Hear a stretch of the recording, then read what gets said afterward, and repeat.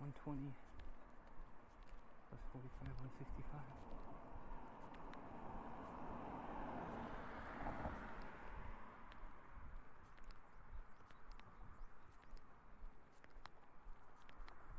Weeks, 140 days.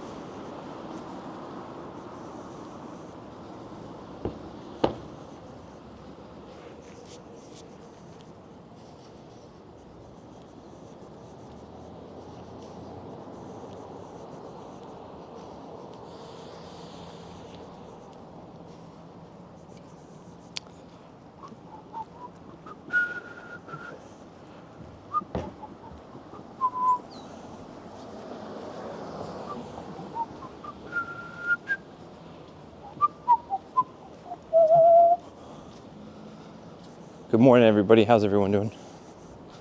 I know we've been live for a couple minutes, but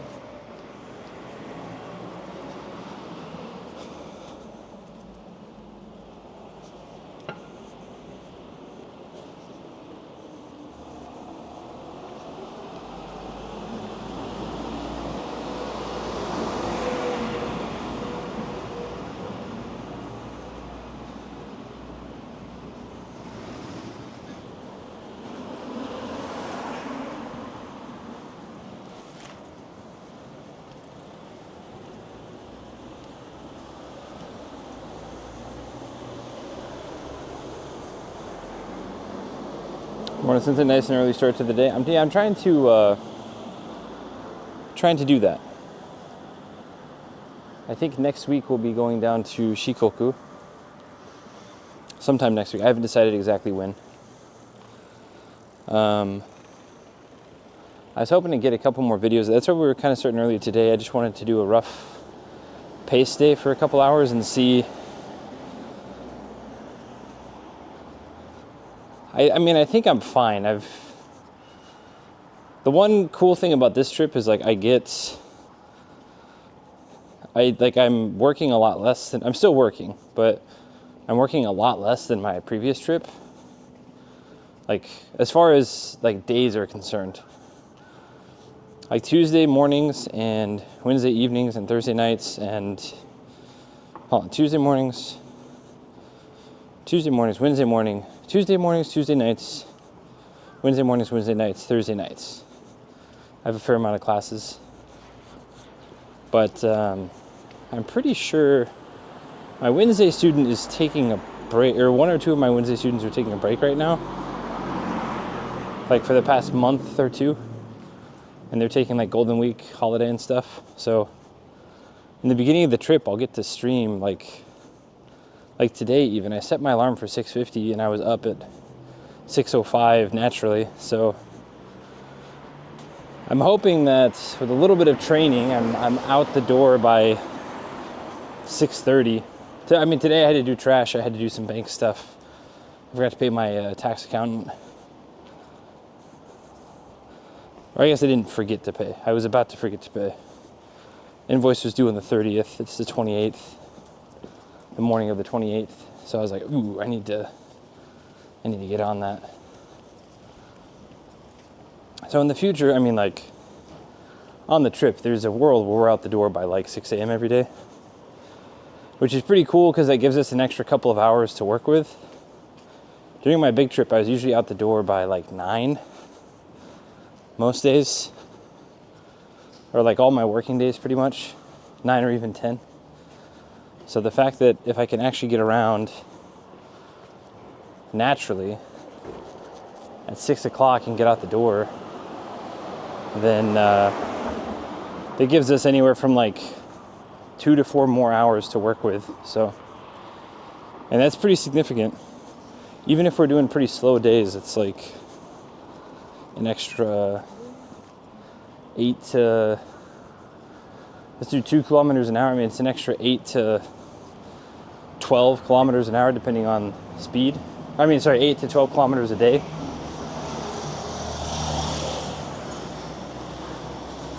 Like if we're doing 2 kilometers an hour, which is pretty, even for like injured us, that's pretty slow. What's up, Mac? Good morning. Good morning, Arctic Wolf. Good to see you. So, if I'm able to get out the door a couple hours earlier than my last trip, we should be able to get a lot done. Problem in the city is we're going to run into stoplights all the time.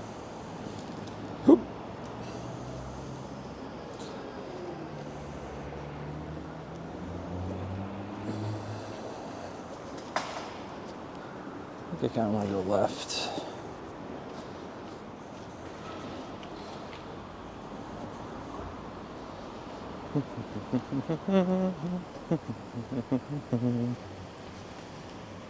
Maybe take a right up here. I don't know. I wanted to avoid that big hill, but I think either way we're going to run into some big hills.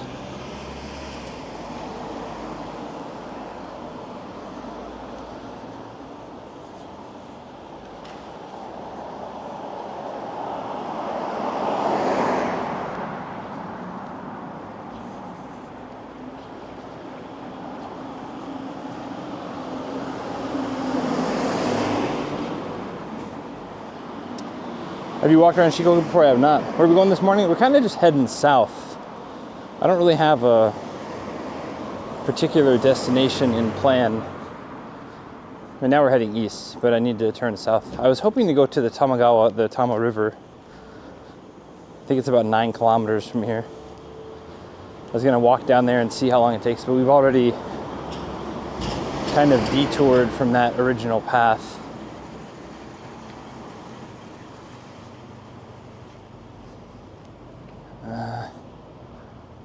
That's all residential. I guess we still can walk south.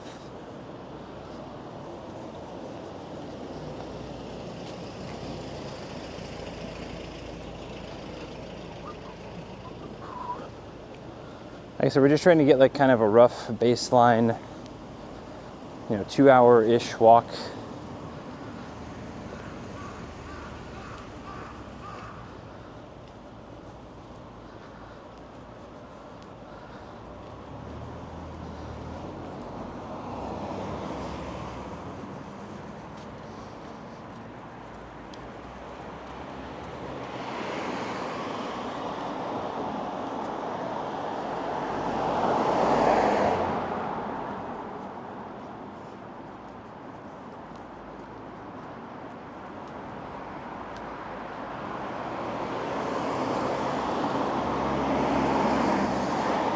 Yeah, no, this will be my first time to walk. This will be the first time to go to Shikoku at all. Whew. Yeah, I haven't been down there, but I was talking to some people last night. We went to Sea Dog's thing. Sea Dog and Abroad in Japan's cyclothon finish thing. It was very, very good event, but also very weird because like there are obviously like just fans there. And then there are a ton of people who were like trying to clout chase, I suppose.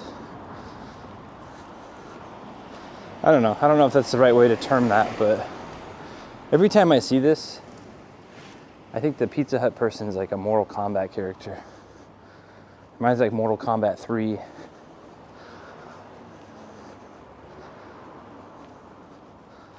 I don't know. It's kind of a shame. But I get it. I mean, you gotta try and catch what straws you can get, I suppose.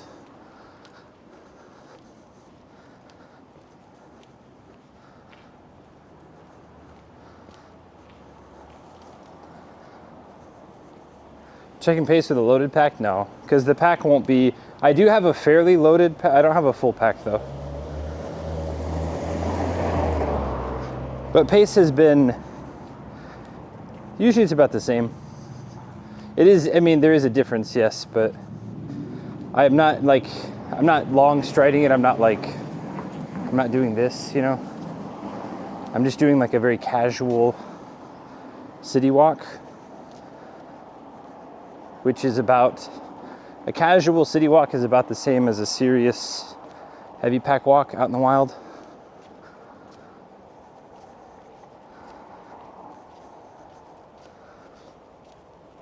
Because this time, like when I was with Lyle, I packed too much stuff. I'm not packing boots. So that's an extra, I don't know, kilo-ish that I can remove. I think I'm only gonna bring 3 batteries. This week I'll be testing wires and stuff, like different. I think this setup, I need to get rid of the wires connected to here, test out a new hub, and then sometime this week test out a kind of a longer stream and see how things go. I'm bringing different batteries for the Osmo. So even if things don't charge properly as they currently are, which like today, it's not charging. I mean, it is kind of charging because it's not going down to like an actual rate, but it's at 90. It left the house at 100%. Now it's at 91. And we've been live for 18 minutes. I guess the camera's been on longer than that, but we're gonna go up.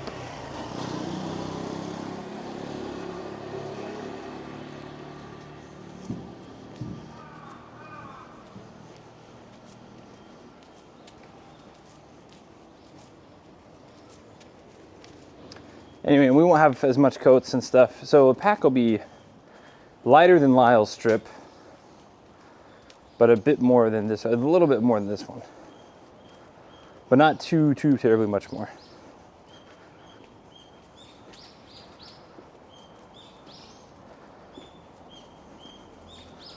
The big question is, do I bring the bigger tripod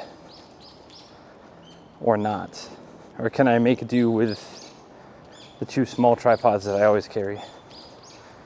The bigger tripod would add like pretty much any weight that I would save from not taking boots and winter stuff, that other tripod would replace that with.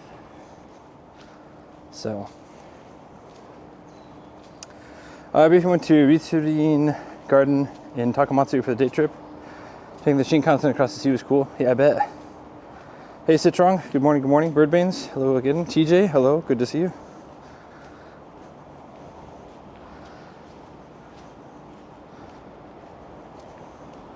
I guess either way we have to deal with this, huh?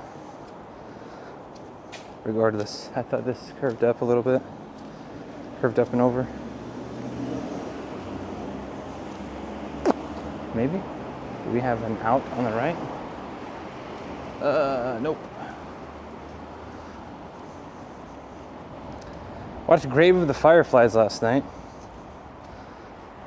Didn't really want to. I told Wajit she rented all these movies from the Ghibli collection.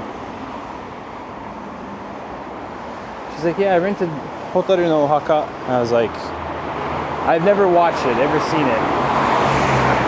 And then like, I'd heard about it though. I'd heard that it's not exactly sunshine and rainbows. And then when I came back from the event yesterday, she's like, you promised we could watch it. And I was like, kind of, but if it's gonna make me sad, then I don't wanna watch it. And I told her that too, even whenever I said it. She's like, it won't make you sad. And then I was like, all right, if it makes me sad, you never get to pick the movie again. And then she's like, wait, that's not fair. And I was like, well, then you just lied to me. Either it's gonna make me sad or it's not gonna make me sad. She's like, of course it's sad. I was like, okay, then. Anyway. It was indeed sad. I don't recommend it. I mean, it's a good, like, I guess it's a powerful film, I suppose, but it is pretty much a bummer from the beginning.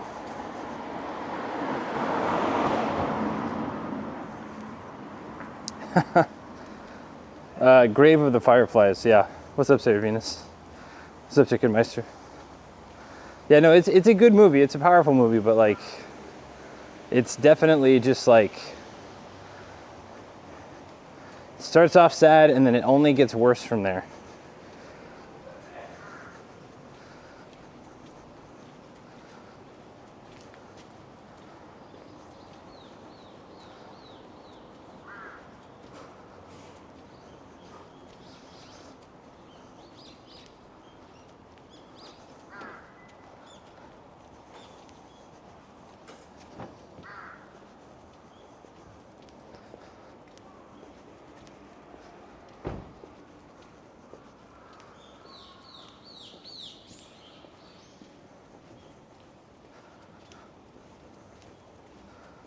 Ghibli movies do not, yeah, you can evoke emotion without being an absolute downer.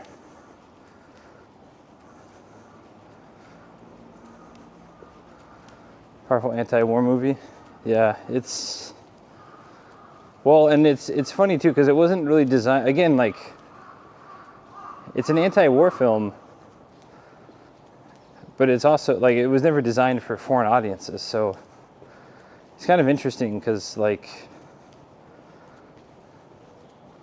I don't know, throughout the movie there's little pepperings of like old nationalism, or I suppose it's just nationalism, but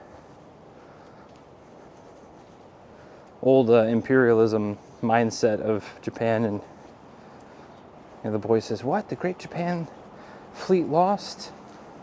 Yeah, it's just the whole movie's a bummer.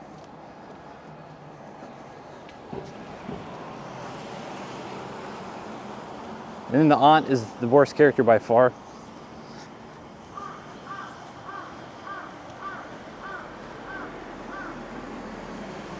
Like, by far. I immediately was like, man, this lady.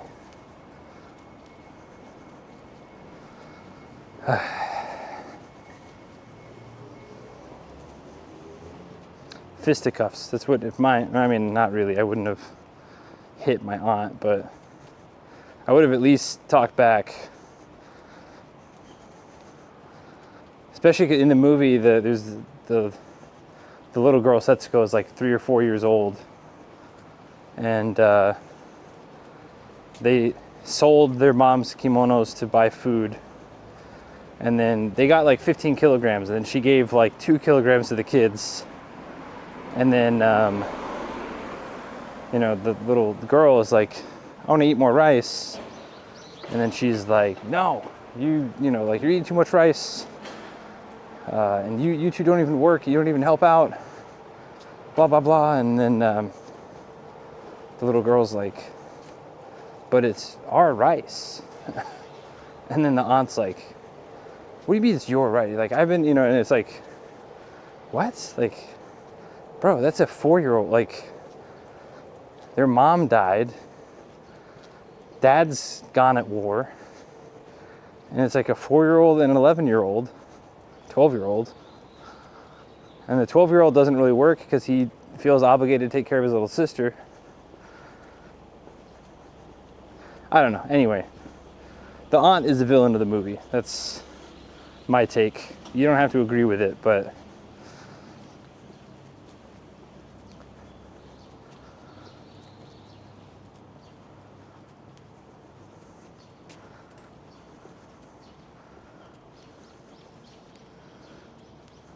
oh no, we're good. Yeah, bummer. Where's interviews and investigates people that were responsible for the Indonesian genocide? Yeah, I didn't know there was one. I assume there's a genocide in like every country at some point, and while I don't want to be naive to the world's I don't know, atrocities, I'm kind of tired of always constantly being bombarded by news about stuff like that. I'm not burying my head in the sand, but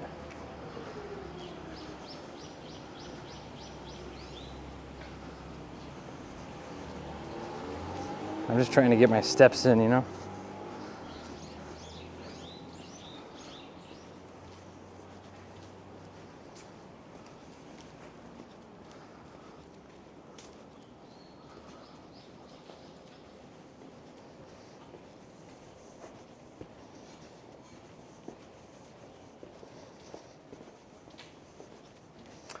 The live action version gives the aunt some subtle. Yeah, I've heard that the live action follows her perspective, so I'm not super interested in it. I mean, it wasn't. I don't know. Even in that regard, like, that's your sister's kids. Dad hasn't written back in like 2 weeks. Both the son and the aunt say, "Oh, it's never taken Dad this long," which, spoiler alert, probably means not good things. And then you're like resentful because you have to take care of your sister's kids whenever everybody's doing poorly. And again, they're like children. They're not like, especially Setsuko's like 4 years old, 3 or 4 years old. And it's like, damn, dude. I don't know. Like, it would be tough, but I can't blame them. Like, if one of my siblings had kids and they passed away and they're like, hey, you gotta take care of them now. Obviously not ideal, but I can't blame the kids for what's happening. I mean,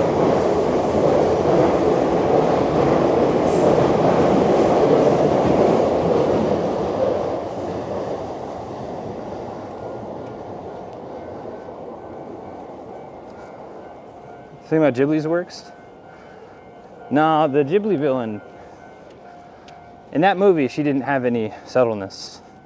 And anything done after that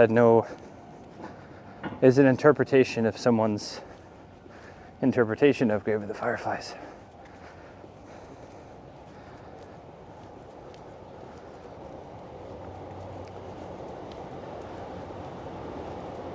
Like I watched Sento Chihiro Kamikoshi.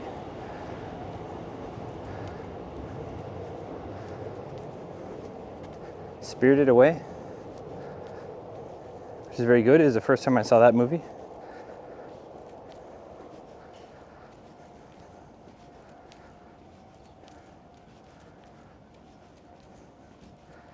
Even in that movie, I'm not sure Yubaba or anyone had any real motivations.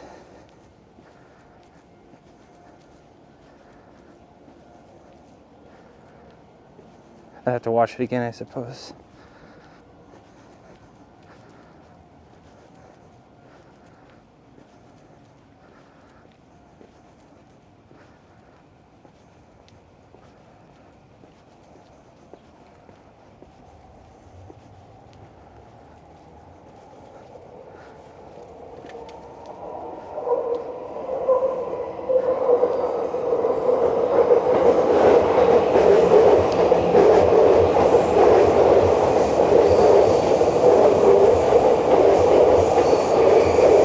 Was a victim of circumstance too? I mean, maybe, but you're a grown-ass person.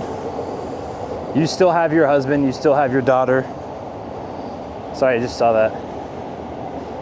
Like, sure, food's a little tight, but like, by not taking, like literally, by not taking care of those two kids and by bitching all the time, she killed those two kids.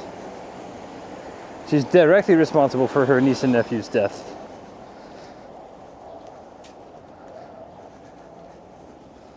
Like, just because you're a victim doesn't mean you have to take it out on other people.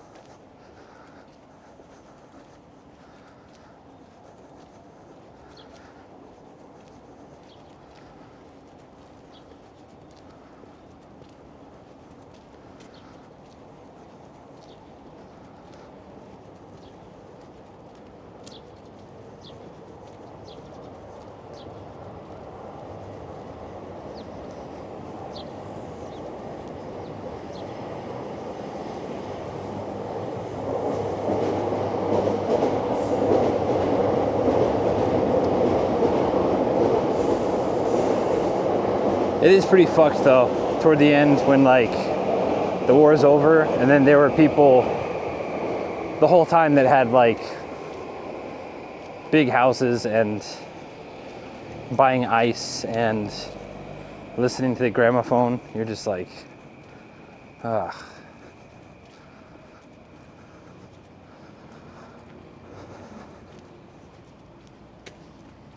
Wait, Meguro already? How about that? We need to keep heading south. We don't need to curve with the Yamanote line.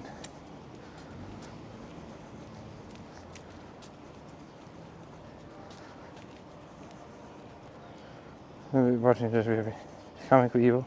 That's how I remember it back. It's been a while.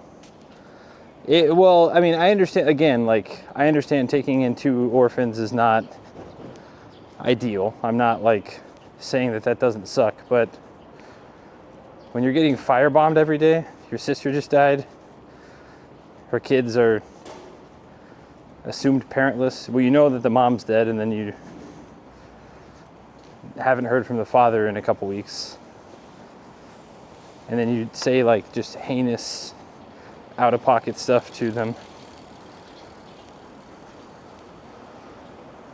and then Seita, the brother, the older brother, hadn't told the 4-year-old yet because he was trying to, like, you know, wait for her to be a little bit older about it or a little bit more ready.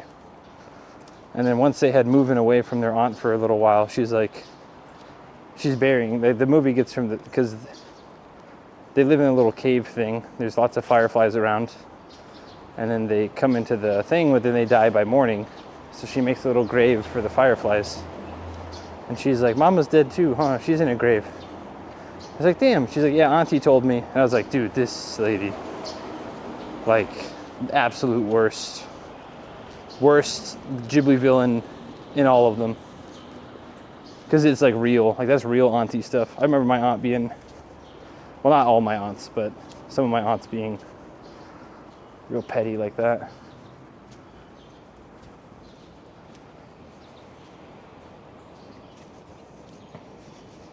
Spoiler for a 35-year-old movie.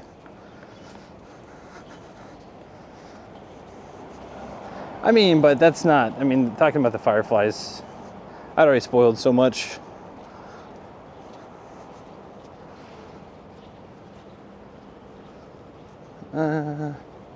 This way.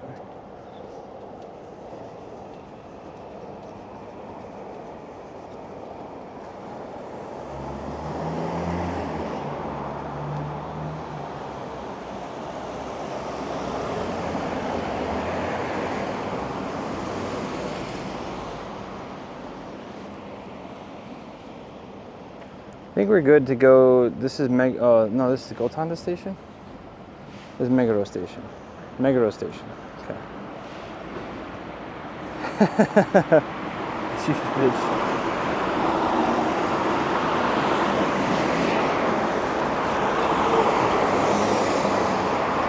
Like I said, maybe because the movie was all humans, it made the problems much more real. Like at least through the other Ghibli movies, it's like, oh, there's spirits or ghosts or like witches or magic or whatever. Nope, not this one. Not this one.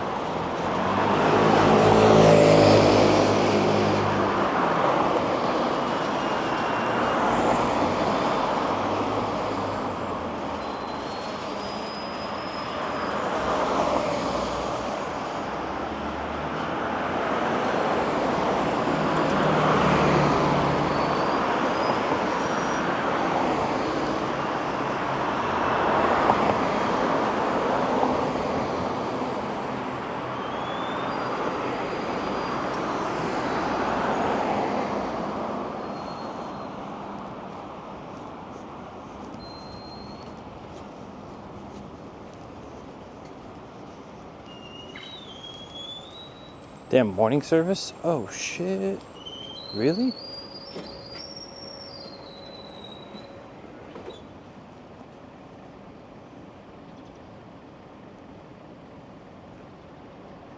Bacon, egg sandwich, plus 140 on top of whatever coffee we get.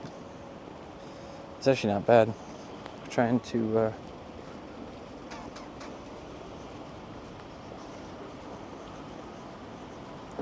I do need to get some water at some point, but I'm not terribly hungry. Also, I need to get kind of used to, not quite fasting, but I need to get used to starting walks on no food. Or at least like getting out the door with no food. We can eat Calorie Mates and stuff on the road, but gotta get out the door.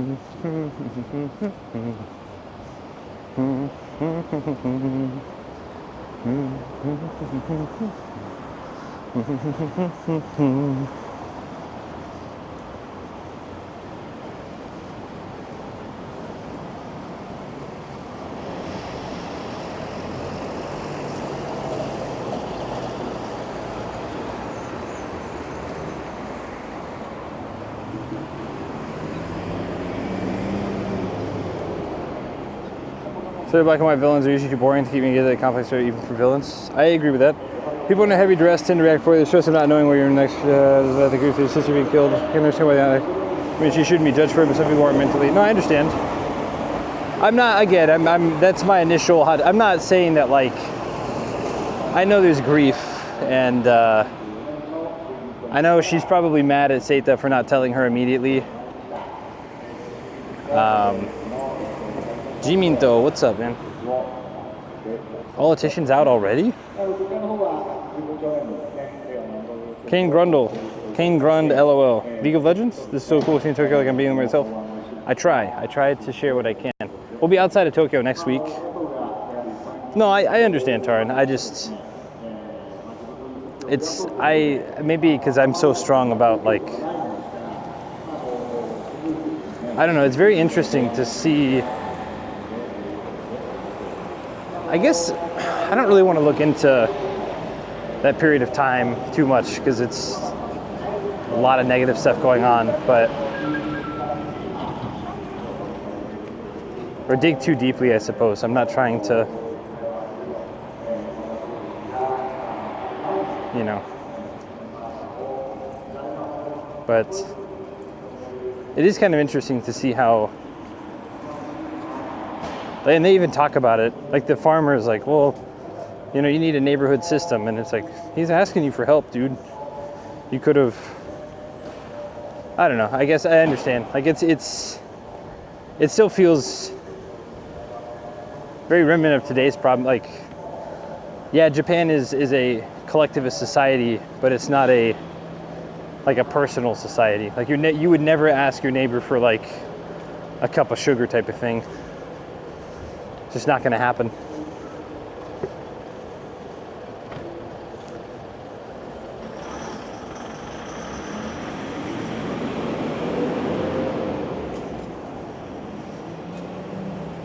But it's collectivist in the way of like preserving harmony and maintaining things like that.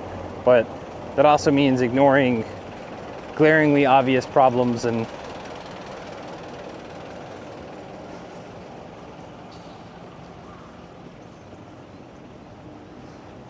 you know, I don't know, it's tough. It's a very tough situation. I don't know. I told White Chan last night, I was like, I don't want to watch it. She's like, please, you said so. I was like, fine, but I know it's going to put me in a bad mood for a couple days. Not like at anyone in particular, just like a very cynical, the world sucks kind of way.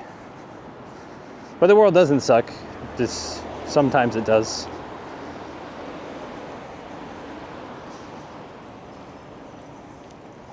Thank you for the follow. Very, very much. Got to catch the salary people headed to work. What's up, Prince Buck? Good morning. Hello, hello.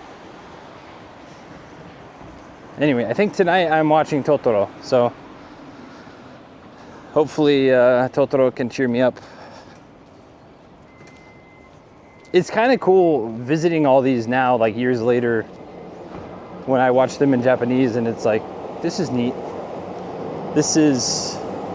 I do think we're gonna get Howl's. I've watched Howl's 2 or 3 times in Japanese, so I think I've never seen it in English, so I kind of want to see it in English because I know Christian Bale does the voice of Howl, so I'm gonna try to catch that in English. Would be fun. Okay, I think up here we get the chance to go across a river. Remember correctly? The road doesn't suck, but people do. Well, people in situations sometimes, but yes, absolutely. Scallopy Games, hello. Good morning, welcome in.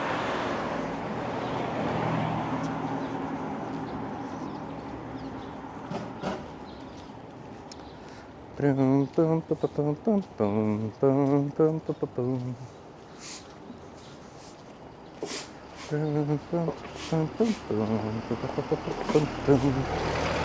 Yeah, we've been burning through some Ghibli films. White-Chain found a service that allows you to rent a Ghibli film for like 90 yen a day. Or no, sorry, 90 yen a week per film. So you've just been loading up on them. Honestly, it's almost worth, it's not, I'm not going to cancel Netflix, but it is almost worth canceling Netflix out of season. Because right now, none of the animes that I'm watching or Y-Chans are watching are in season. So, like, cancel it for the summer, rent movies as needed from these services if it's only 90 yen for a week. Because that means I'd have to watch like 15 movies a month to break the point of Netflix. And Netflix is good, but like, as far as the movie selection, it's like, unless you're just trying to, I don't know, I mean, I guess if there's specific films, but Ghibli's not on Netflix, so have to get them elsewhere. What's up, Komi Seikatsu? It's hella cheap, yeah. Part of Tokyo is this? We're heading south from Meguro. We're in between Meguro and Gotanda stations on the JR Yamanote line. But we're gonna cut, I think we're gonna head further south. I was tentatively heading toward the Tamagawa, the Tama River, but I'm not sure if we'll head all the way there. If we stop and get breakfast somewhere. There's really limited options for breakfast.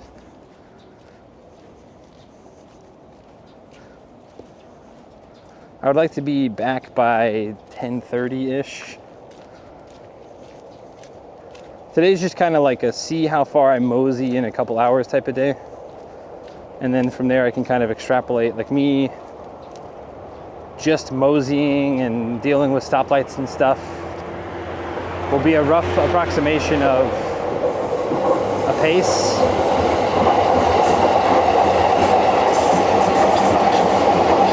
And then based on that pace, I will re-examine.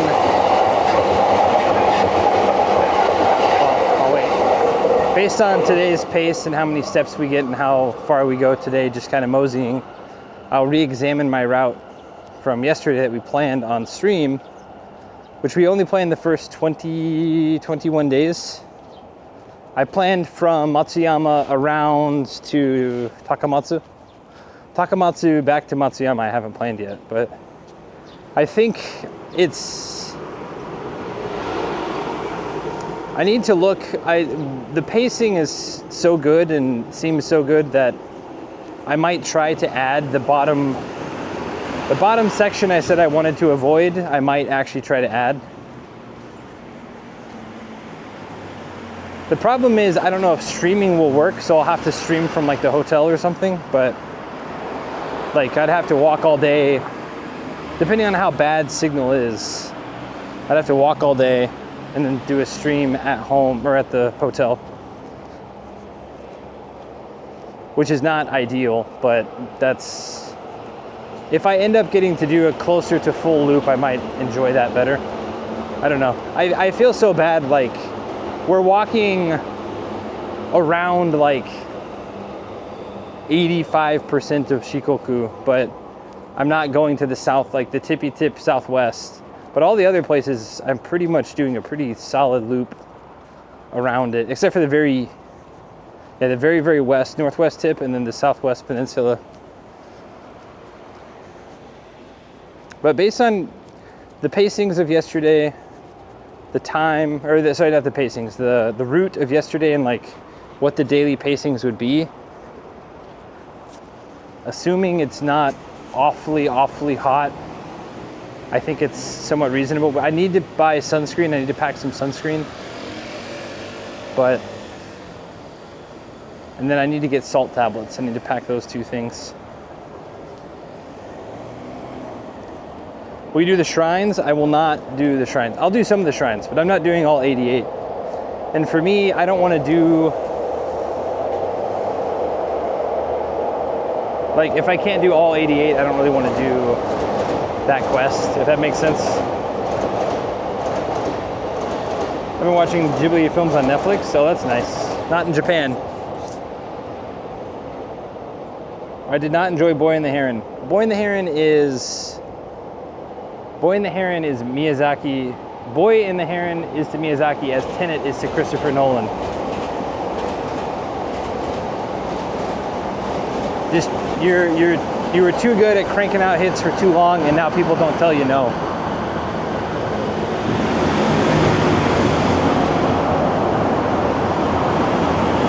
I mean, obviously Miyazaki's been doing it for significantly longer, but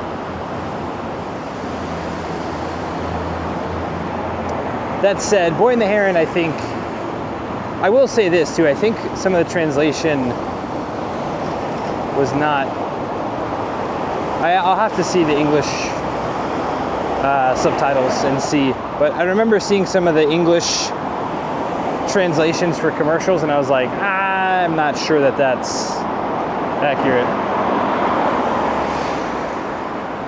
I enjoyed Boy and the Heron, but not necessarily from a story point of view. It's a gorgeous, especially the first, like, I don't know, 10 minutes. There's a fire scene. That's all I'm going to say.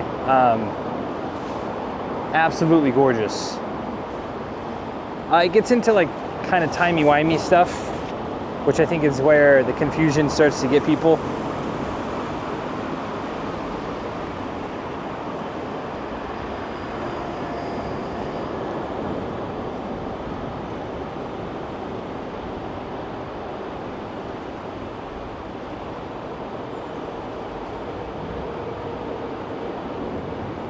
Yeah, I remember, I think one of the original trailers had the old man, they called him like uncle or something, which is not accurate.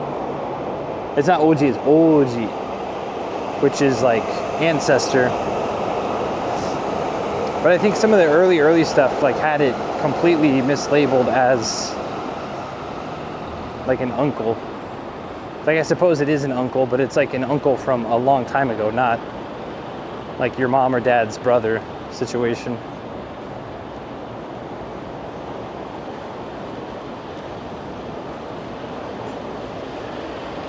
And some other stuff. But I mean, that's me being nitpicky. Obviously, they're all like, they've been doing it for a very long time, so there's a reason for that.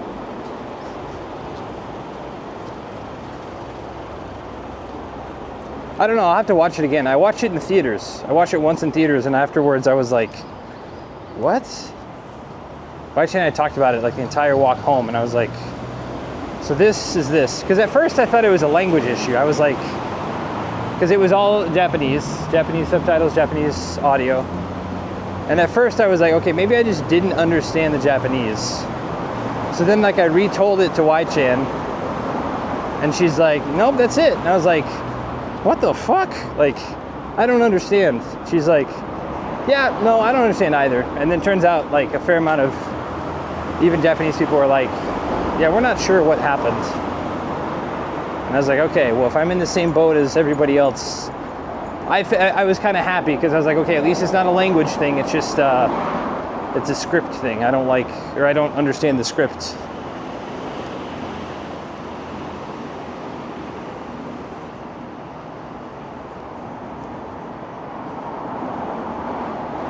What's up, Seagull?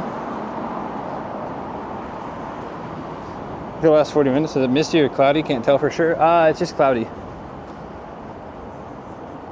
Can I see your face, please? Because I may know you, but I'm not sure. Normally I haven't. Okay, I'll continue. You guys, I don't check my phone every single second. You messaged like 10 seconds ago, friend.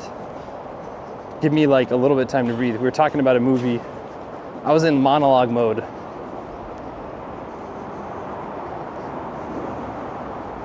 You'll see my face whenever we sit down. But no, unless you're from like Western Oklahoma during the 90s and 2000s, I probably don't know you.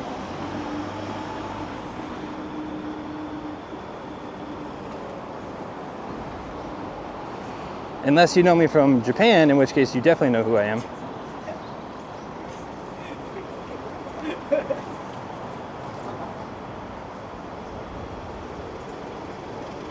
But thank you for the follow. Really appreciate it. Yeah, no, I said thanks. Crime running rampant on these streets is up to one sensei to... No. I'm not going to partake of any vigilante justice.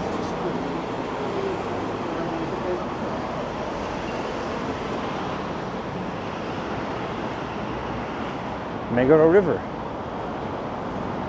We're way at the bottom of it though.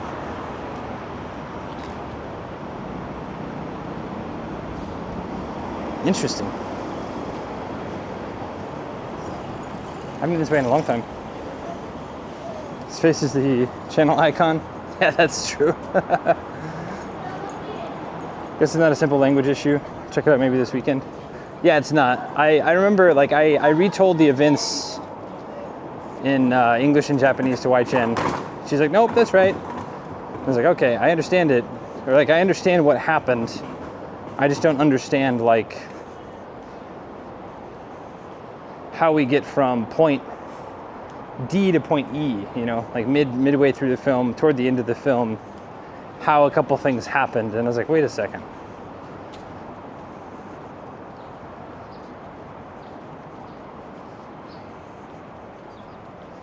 That is one thing. I talked about it too with Porco Rosso, like, and again, we've talked about how that movie was just designed to be something to fill an hour and a half of time on a plane. But even that film, had they done like 10 minutes extra of storytelling throughout the film, instead of an hour and 29 minutes or whatever, make it an hour and like 38. You don't even have to have 10 minutes. You make like even an additional 5 minutes would have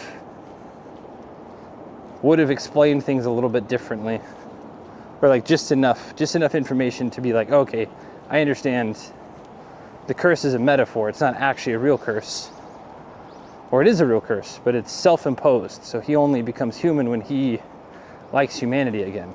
Otherwise, he just stays a pig. And you're like, I don't know.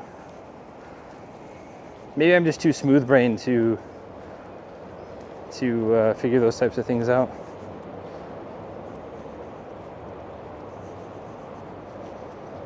Or maybe I just always look too deep into stuff, and then I am disappointed when things aren't, when I can't put the puzzle pieces together because they're not there for me to follow.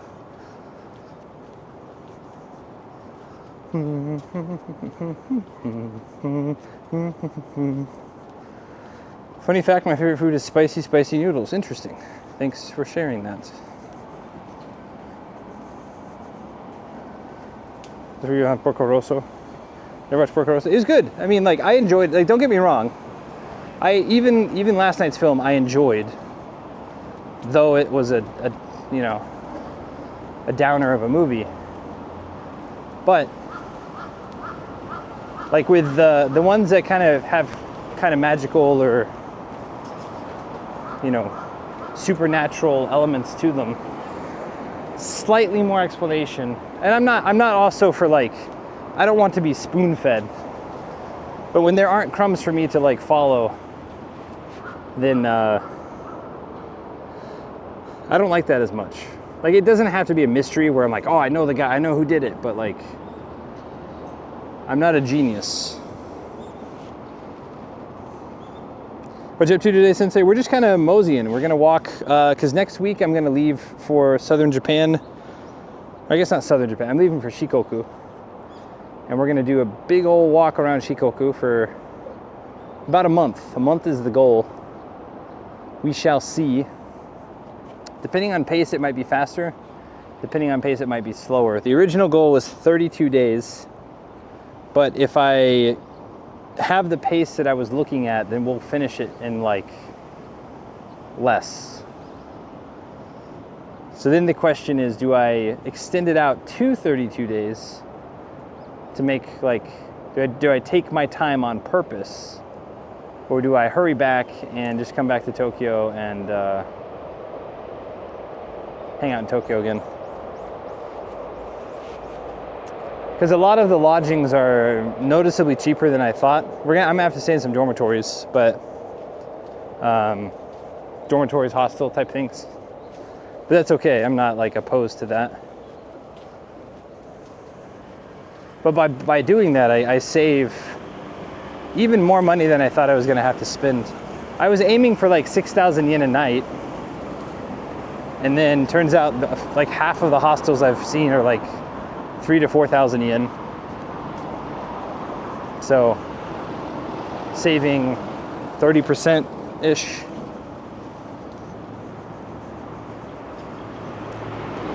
like 30 to 45%. Maybe some internet cafes, I don't think so. Also, internet cafes are pretty awful to sleep in. Maybe in the bigger cities they'll have internet cafes, but in the local areas where we'll kind of mainly be being, there's going to be none. Based on my last walk, a lot of the local areas don't have. Like my last big walk, granted I was pretty country, but I've heard a lot of southern Shikoku is quite rural, so we'll see.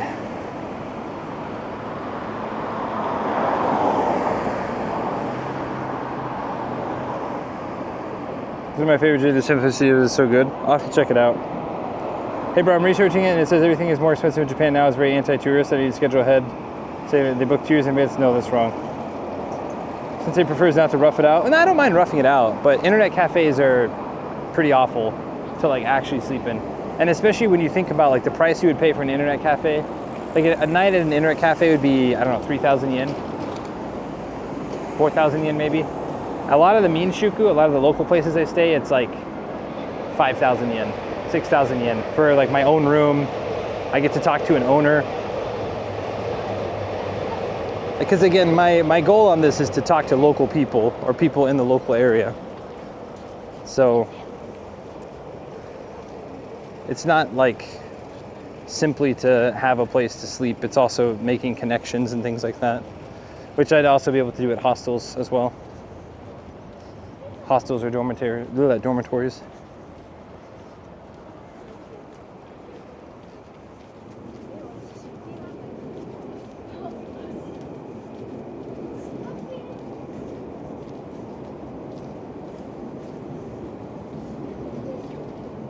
You gonna be okay walking around Shikoku? Yeah, of course. People do it all the time. Shikoku is designed for the Ohenro. It's designed for the Hachiju Hakusho. It's, if anything, I would imagine it's better designed than pretty much anywhere I was in Hokkaido or Tohoku, or even through like northern Niigata. Shikoku is significantly, now I will say the food options are a bit less, but just means we'll have to pack Calorie Mates and beef jerky for the road. But I'm not new to that. That's just how it is. Yeah, there's a very, very famous pilgrimage that goes on in Shikoku. And my understanding is that the people there are also pretty kind because of that. Like they understand that a lot of people go there to do the walk. So I imagine, I'm not gonna like bank on it, but I imagine that we get a fair amount of stuff as well given to us.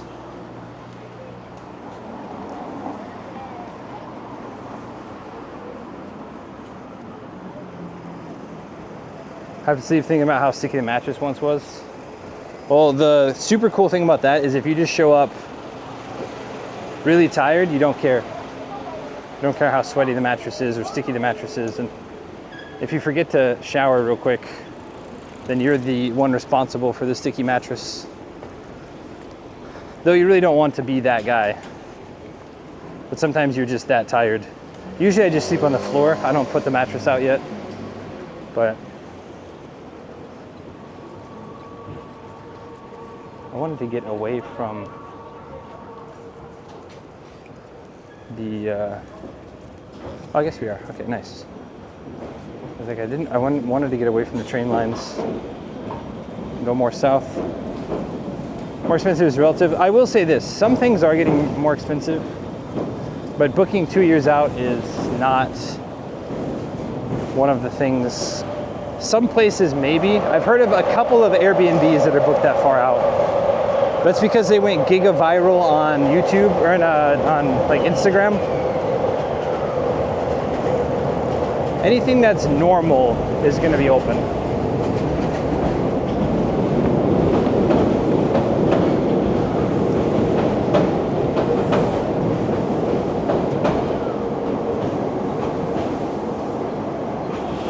Nice little pier.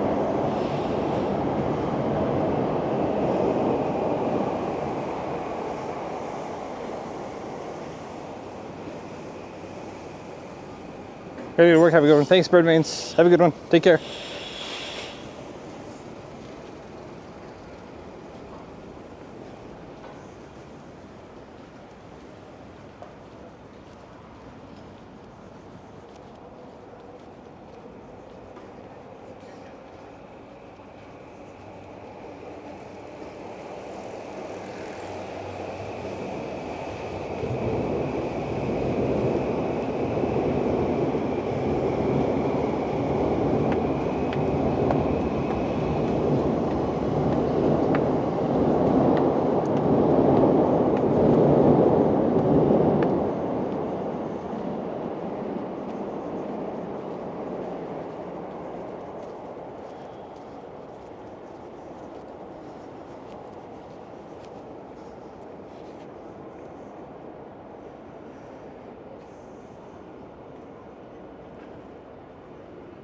Nice.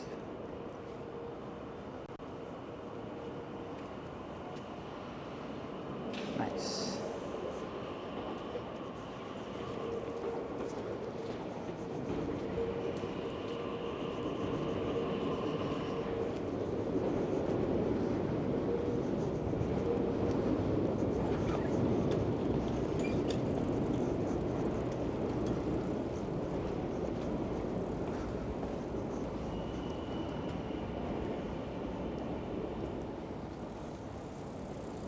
What's the most/least thing you're looking forward to in the Shikoku trip?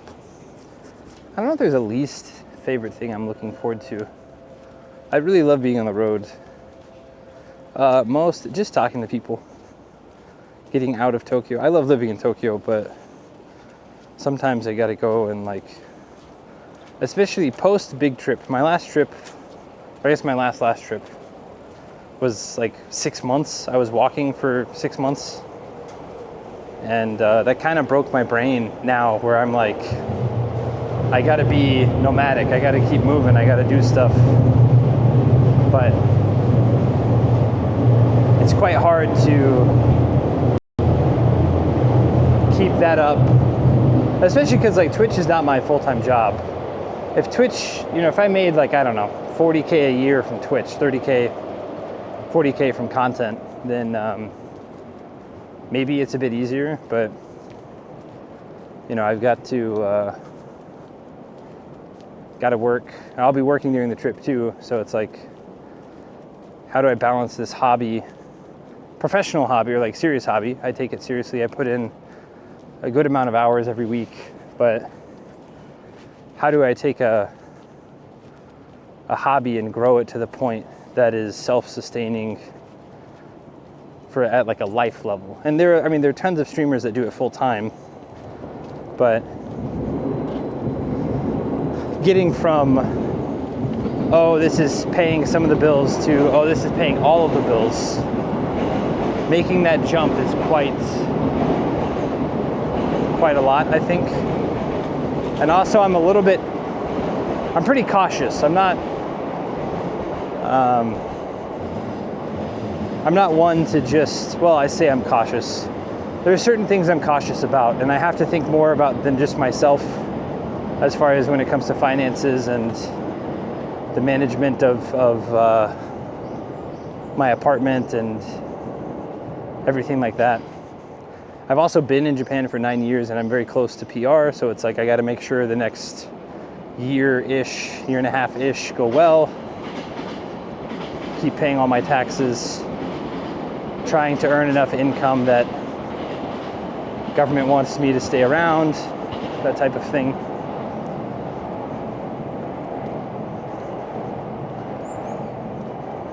As far as the Shikoku trip, I don't know. I'm really excited. I'm excited because I like getting up early. The reason I haven't been getting up early lately is because my sleep schedule has just been so screwed, but the past few days I've been trying to fix it. But another thing too is on the road, like I have to leave. Like at my house, I can just go back to bed and then I'm like, oh, I just have to stream sometime today. But on the road, it's like, oh, I have to leave the hotel by 10. And then I have to get down the road. So there's kind of a pressure put on me by myself to get down the road, which is really cool. I like having, same with like the videos. I don't think I originally said I'd try a Sunday, Monday. I stayed out Kuro Kin last night. Shout out Kuro Kin. I was about to leave. I was gonna go get a slice of pizza with some of the Ardely people. And then some other people were like, hey, we're gonna meet up. And then Ken's like, hey, I think we're gonna get food. And I was like, hey, I think we're all in the same group kind of, but yeah, sure, that sounds fun. But I got to hang out with Kuro Kin and Volpsy last night. And Sumika, I forget, I don't follow her on Instagram, but there were like 14 of us. There's a lot. Sam was there, Luke was there, Nomadic Gaijin. We met Kino, the DJ, who's friends with, we have a couple of mutuals. He's friends with Patrick Kid and Patrick, or the DJ Kid, and June Lovejoy, who's a adult film friend. Anyway, so met them, and then there's another streamer there. I forget his name. I didn't introduce myself because I didn't want to be.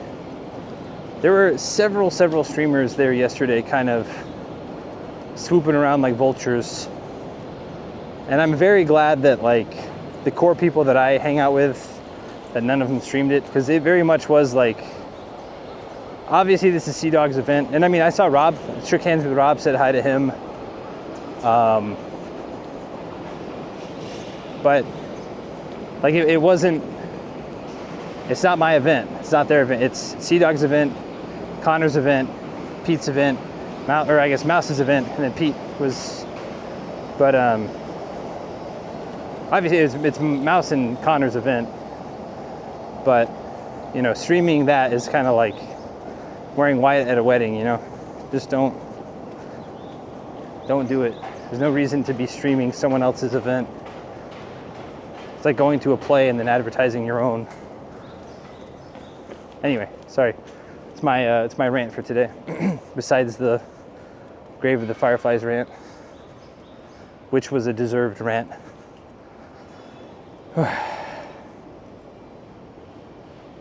Cool that I can work remotely. See, a lot of people say that, and then it really takes a lot of time management. And also it's, I don't know. I do appreciate it. It is cool that I can work remotely, but especially on walking trips, it makes things very difficult. And especially when you get to a place and they're like, what's Wi-Fi? And you're just like, oh crap.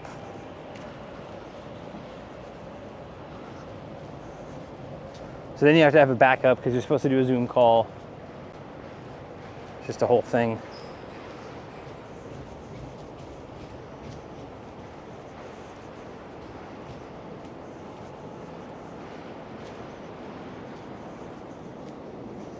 No, I am very fortunate that I get to do remote work, but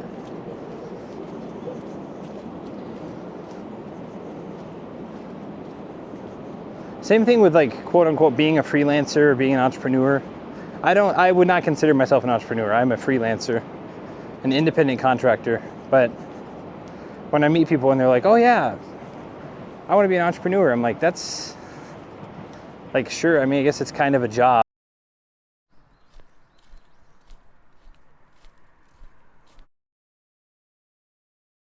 Goon maxing or whatever the fuck. Snapchat bucks, and then you got to do that. Like, it's like everyone's in a rat race, but kind of at least try to pick your own rat race if you can. And this idea that like, even I think that's one reason why I enjoy content still, is because I'm not like, I'm under no pressure to make this work as a job, which means I get to do it to my complete fulfillment or my complete enjoyment. Because like, honestly speaking, there's just way too many factors to growth on streaming or YouTube that you really can't control. The only things you can control are consistency and quality of entertainment. But as far as Like, even that's another thing too, is like on Instagram, like, oh, if you use hooks, if you use this, if you use that, within the second you stop using hooks, or the second you stop doing those kind of quote unquote hacks, then people become disinterested. And then they're not there for you, they're there for the little, you know, formula.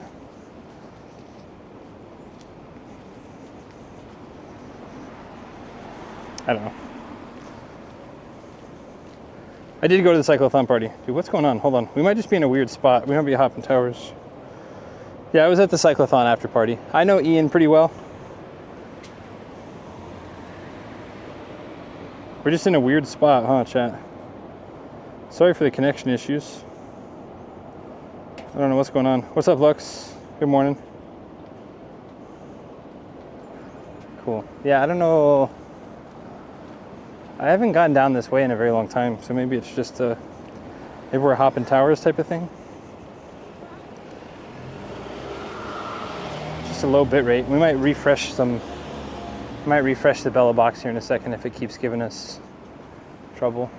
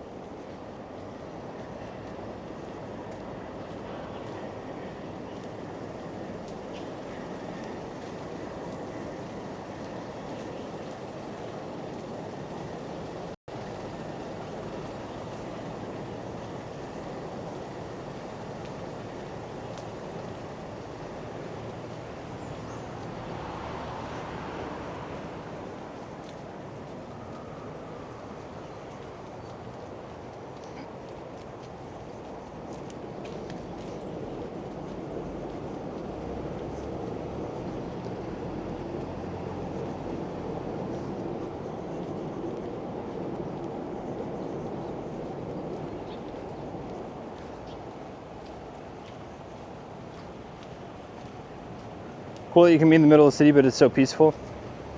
That is the benefit. Like, that's, I don't know, I've never been to New York City.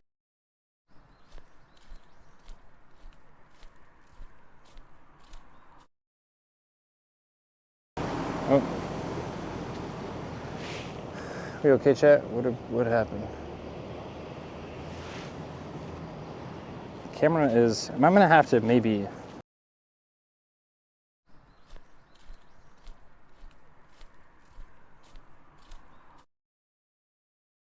Turn off this, yeah. I might have to reset some things. Something's going on. Yeah, it's gonna go back and forth for a second.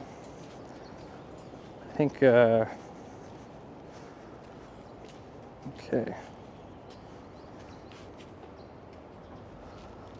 Someone's bike is right there, but dead zone. I think something happened with the camera just then, but I don't know. We need to check something out as well. Okay, we're gonna go to sudden drop, so it doesn't look like a signal issue. Well, I think what's happening is that last one is a camera issue. The one before that, I think, was we have two connections right now, but one of them is like the bulk of it. So when that one connection goes down, we're dropping into that. Okay, we're gonna we'll go to GEC mode, I guess, real quick. I'm gonna reset some stuff and see. BRB. No. We will beat his ass if he. Oh, I'm live. No, you're not gonna meet up. You're not gonna beat up Sensei Martin. I'm down to meet up with Sensei Martin though. People are saying, well, listen, I'm not. I don't know. I'm pretty not afraid of bad things. I think like the majority of people are good and not bad. Also, from what I've seen, from what I have both seen on the internet, people saying, and from just walking around, Tokyo is pretty fucking safe, from my experience walking around and from what I've seen on the internet. I mean, listen, I live in LA, and I will say, I live in LA, and this year I went to Guatemala, Mexico City, and fucking Tokyo, and I felt actually probably a lot safer in those places than I do in certain areas of Los Angeles.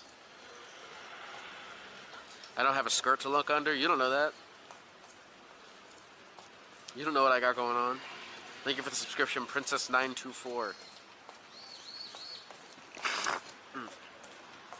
I have a little backup recording.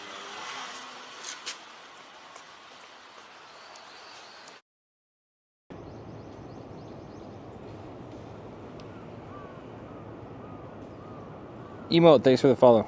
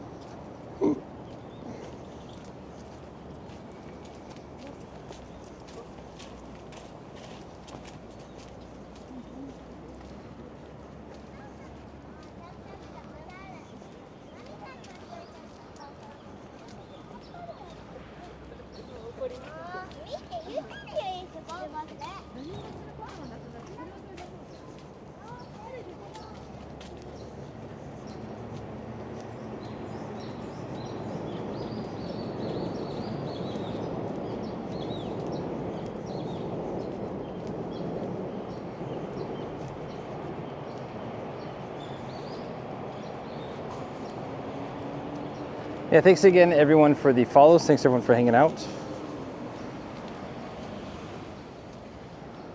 anyone has any questions, please let me know.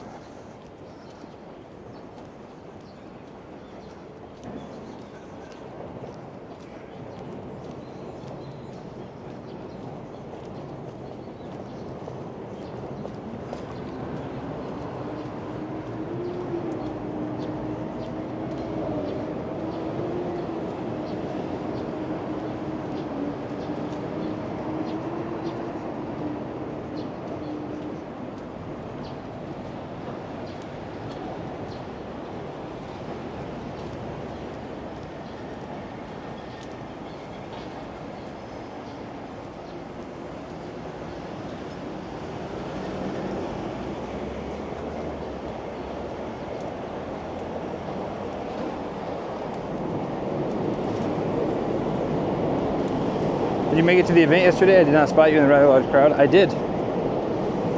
I was standing a lot with, not directly with Nomadic Gaijin, but with Alice, with Volpsy, and a couple other people. I was wearing this hat.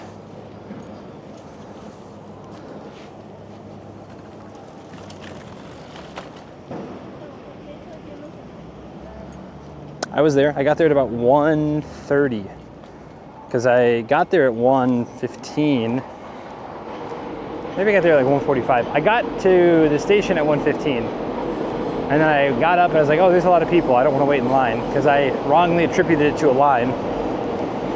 And then I went to get a burrito. And then Luke and Volpsy and Sam were like, oh, you should probably go get a bracelet before they run out. I was like, oh, that's a good idea. So I went and got my bracelet, or whatever this is, my C Strong bracelet, my Connor Strong bracelet, and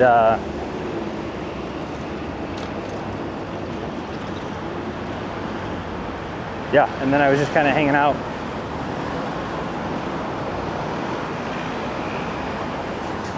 A lot of the Artily group got super drunk. I had one beer last night with Kurokin. That was about it.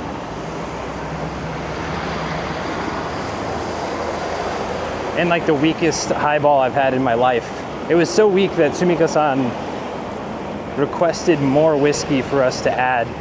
Like 3 of us got highball and 3 of us were like, this tastes like soda water only.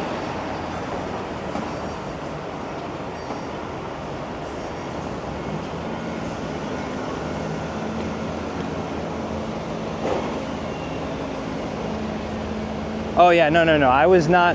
Here's my take on that event. Again, I was not there for promoting Sensei Martian at all. I was simply Jason. I did talk to some of the Geeks Plus people because Audrey's like, oh, you know Jason? He's kind of that guy. And I was like, oh, thanks, Audrey. So I did talk to a guy. What was his name? Jordan Green.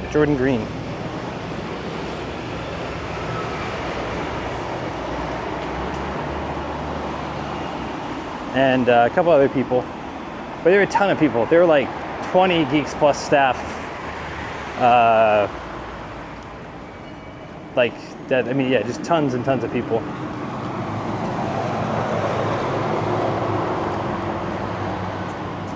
Nice swag monkey, yeah. They have a kind of meet and greet. Nope. As soon as the cameras were off, as soon as they're off stage, they bolted everybody. Which I get. I mean, like it's a couple of things. I think like Rob and a couple other people got to go get pictures, and then if you weren't like Rob status, everyone else was just out of there. They just bounced. Because again, too, I get it. Because like you can't. There were hundreds of people there, and a lot of them were like other content creators, and they had biked like I forget how many kilometers that day. So, and they had biked a lot the last like 2 weeks. So I totally get like that they were wanting to just, you know, bounce. It makes a lot of sense.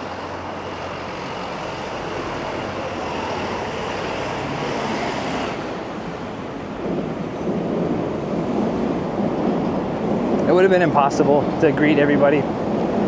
There was one couple that got like engaged there. I think they got a picture, but everybody else was shooed away.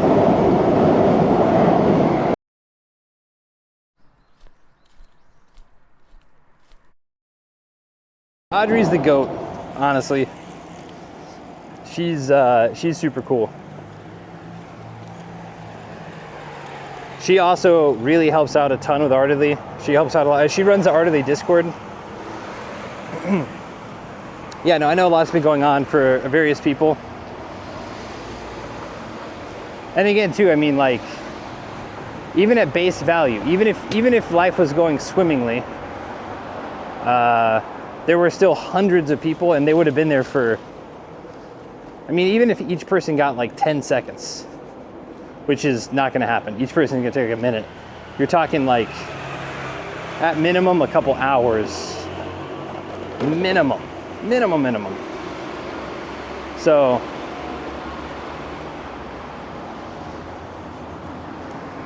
definitely no, like, I get it.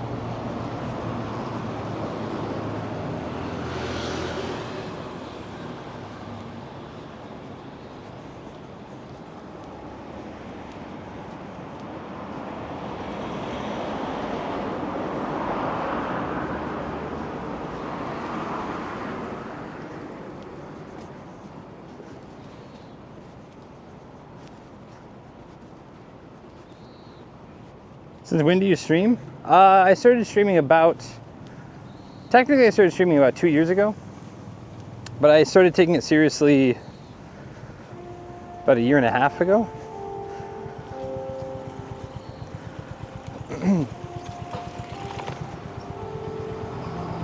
Maybe about 1 year ago. Well, no. I started streaming again in January of 2023. And then I guess I started somewhat putting consistent hours in it March 2023. And I did it very consistently until November 2023.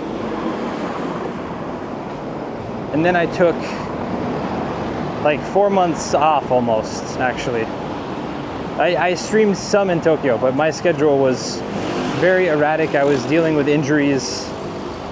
I had to go back to the US and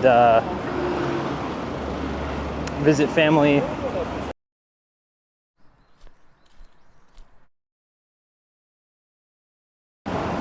When I started my big trip last April, I streamed virtually every day for 6 months, for 169 days. I think there were about a week total. There are a few days that I didn't stream, but no, not even a week. I can tell you exactly what days. It was day 22 in Beppu, days 84, 85, 86 in Toyama, and then day 111 at Hori Ryokan. I didn't stream. So 5 days total of 169 I didn't stream.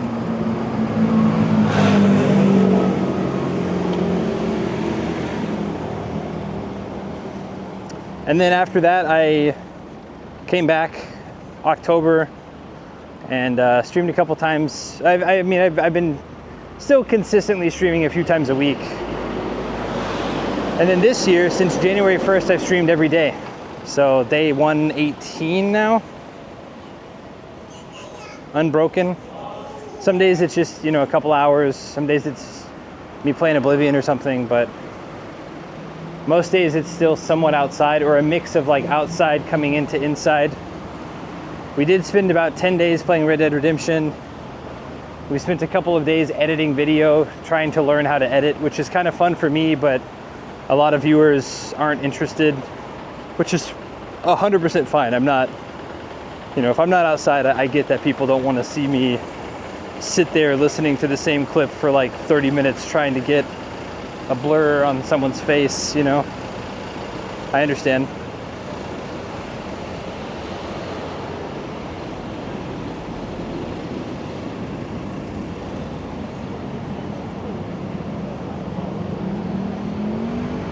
But even the past few months, and even since January, it hasn't been a consistent schedule, which is one reason why, like when my schedule was very consistent, I had a little bit higher numbers. Growth was good. But if I'm kind of scheduling, or if like I'm streaming all over the place, it's a bit hard to have consistent growth, and that's fine. I'm not like, that's how it is. Nah, cool. I'll get the next one.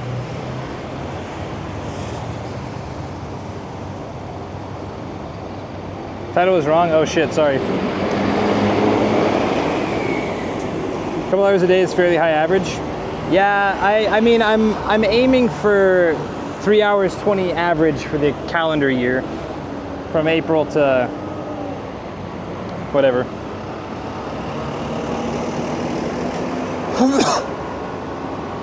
Having fun with streaming, I am. The problem is I'm having so much fun that like I'm not,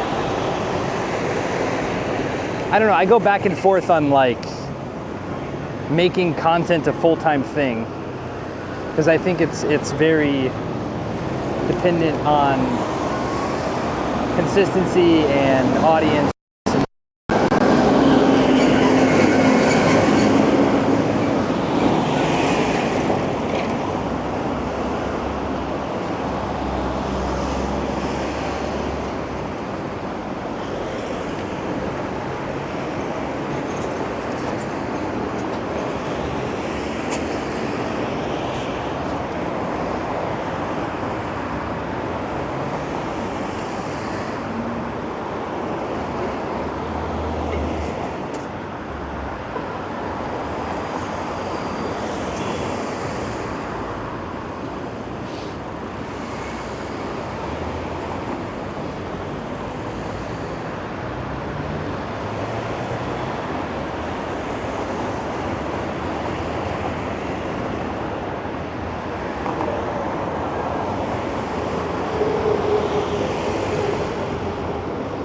Thank you very much, Tarn. I thought I changed it this morning, but I guess not.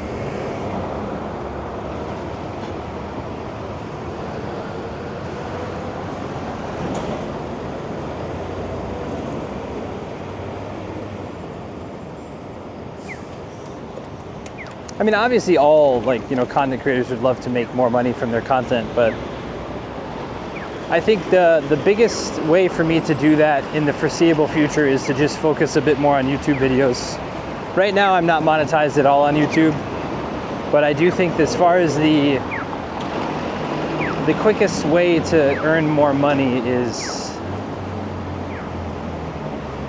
to build up enough of an audience on YouTube to then run ads.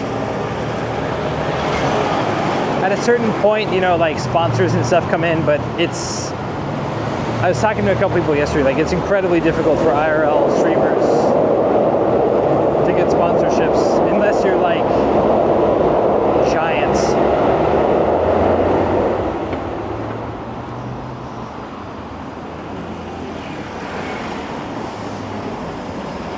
Who knows? I will say, talking to Jordan yesterday, Jordan does a lot of the sales for Geeks Plus. He said asking prefectures for money. He said that's what they do for this, you know, they did for this last trip too. But asking prefectures for money, like, hey, we're gonna travel through, can you give us some money? And honestly, that might be a play for me to do. I don't think I'll get to do it this time. I mean, maybe. I'd have to quickly drum up some emails, but the problem is Shikoku doesn't really have a tourism, I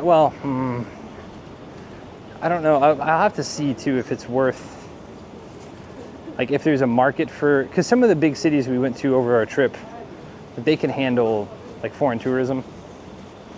Or not even big cities, but like moderate cities.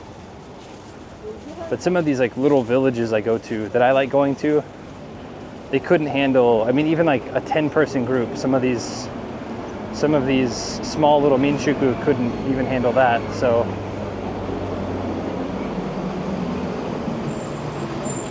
Which is fine. I mean, I like that quaintness of it.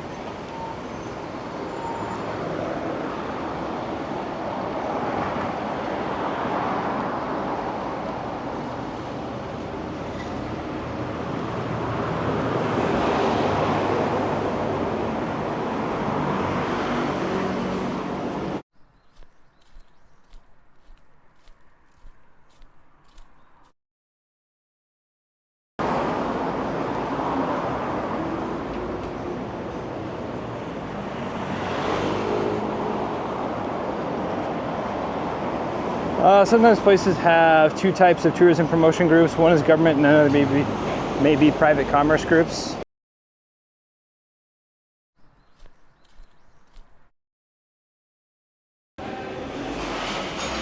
Especially at my size, I'm not sure that, you know, I can't promise. Like with Sea Dog and Chris, like they're massive, massive creators. So that makes sense, but I'm not even sure I would consider myself like a micro influencer at this point.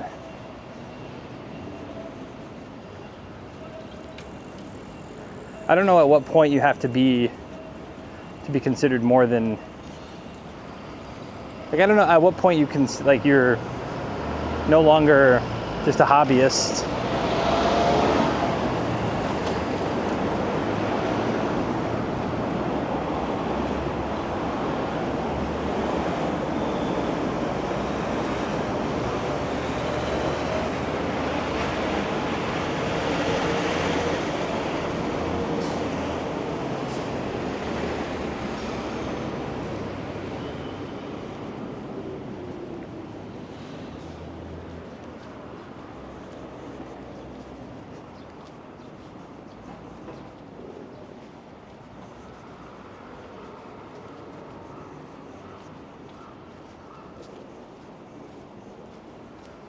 Maybe just starting a conversation is a good enough kick-off relationship. That's true. That is definitely true.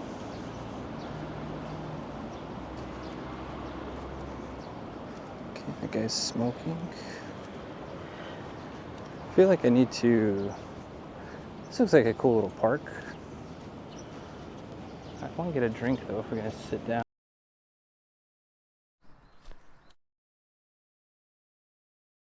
Water, Pocari Sweat maybe.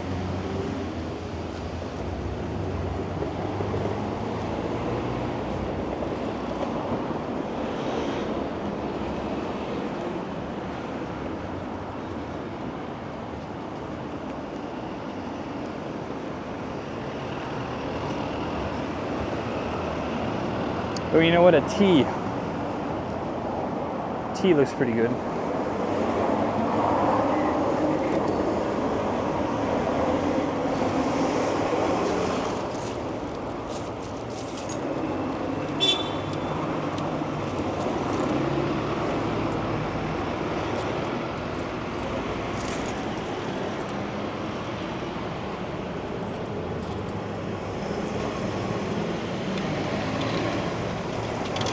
Dude, you gotta be shitting me. The new 500, the new bills work, but the new 500 yen coin doesn't work. That's insane.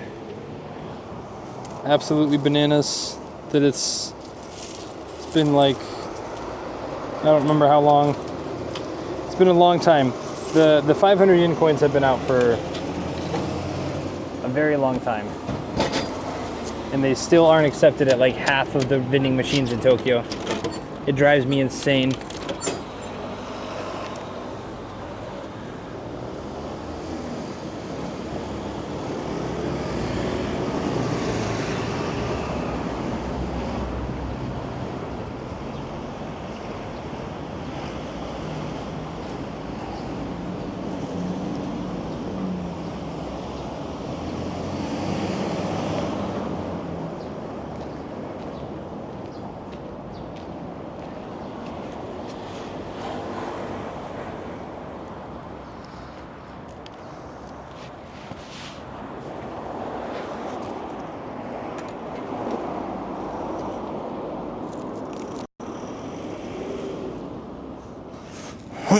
Oof.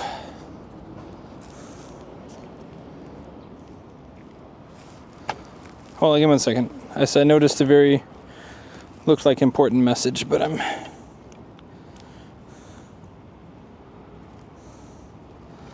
setting things up. I might need to message Katie and Eric and see if they have any advice on how to keep this dude charged. Yeah, this dude keeps,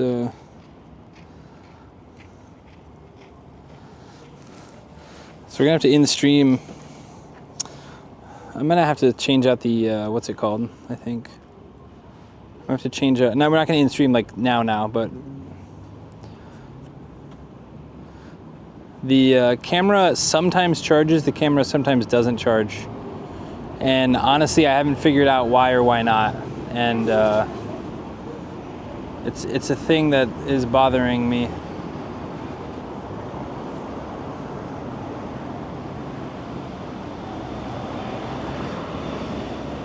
All right, depending on how much time and effort you want to dedicate, you could also be stepping stone for group collaborations. You would be amazed at how many organizations don't want to set up individual connections. They would rather deal with a collective. See, that's the problem though, is I don't know group collaborations. Hold on, let me reread that. I see, so instead of approaching one company, I approach several type of thing. I mean, that's what Connor does, but Connor, again, like, Connor and all those guys are big. Like, they're big enough to, like, have that power.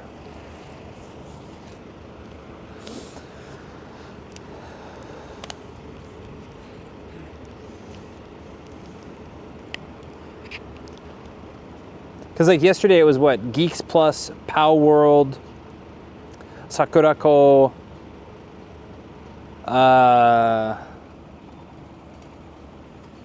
Shit, I forgot. Gamer Sups.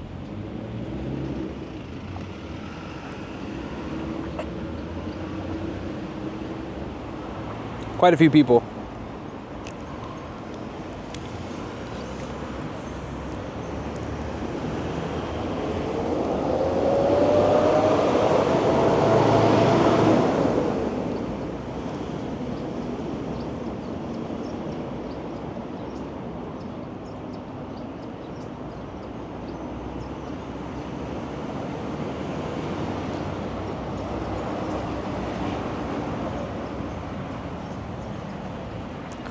Oh, you'd approach as a group of small influencers? Separate from the camera power issue, are the various cables in the bag touching at all? Heard Paul mention it when he was troubleshooting Connor's bag, but the various wires touching the bag could cause some EMI issues.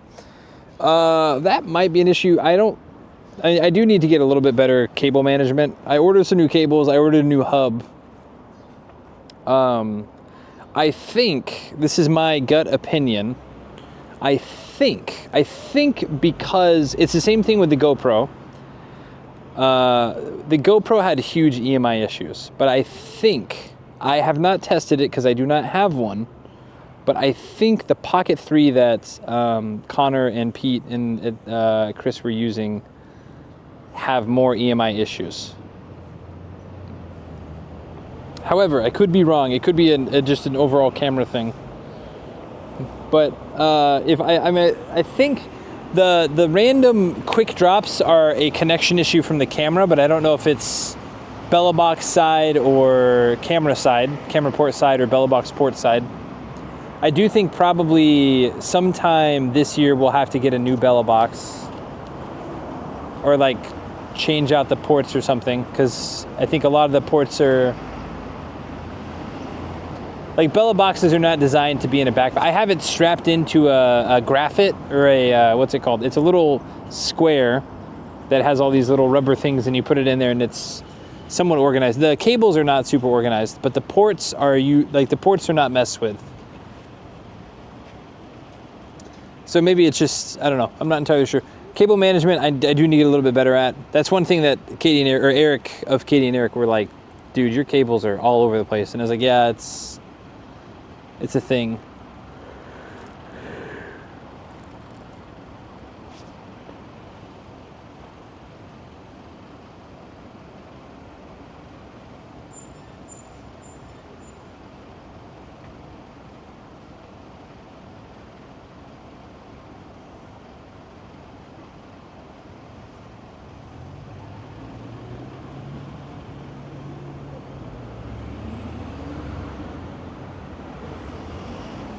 But the power thing is the biggest thing I'm worried about, at least in the short term. I have 2 extra batteries. We have some really good ones in the industrial field, but they're 20x the price of consumer grade. Well, also, another thing is I think anytime I buy anything, like, one thing I learned from Katie and Eric is that, like, I always buy about 1 meter or 2 meter cables, depending on what the goal of my thing is. But honestly, a lot of it, if I just organized it better, I could get away with like the 0.3 meter cables or the 0.5 meter cables. But I'm always like, oh, well, if I need to extend this to here, oh, if I need this, or if in my bigger backpack, you know, my batteries are tucked low away from it, so there's no EMI issues with the battery, or maybe it's like overheating type things. Because if the battery and the encoder are kind of nearby, they can like heat each other up. I don't want a battery exploding on me. Like that would be, I don't think I would die, but I would definitely get injured type of thing. I mean, depending on where it is, it might blow organs out, but I don't know. I don't know how much boom these 20,000 milliamps could do. Again, that's like worst case scenario. I don't think that's actually going to happen, but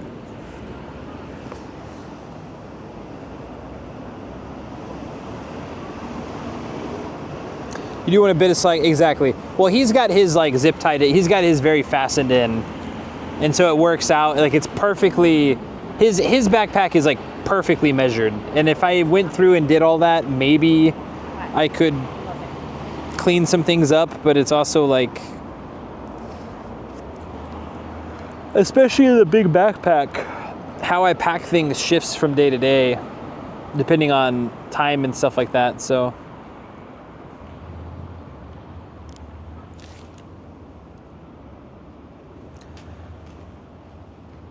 batteries don't really explode, they vent in a stream of hot gas and sparks.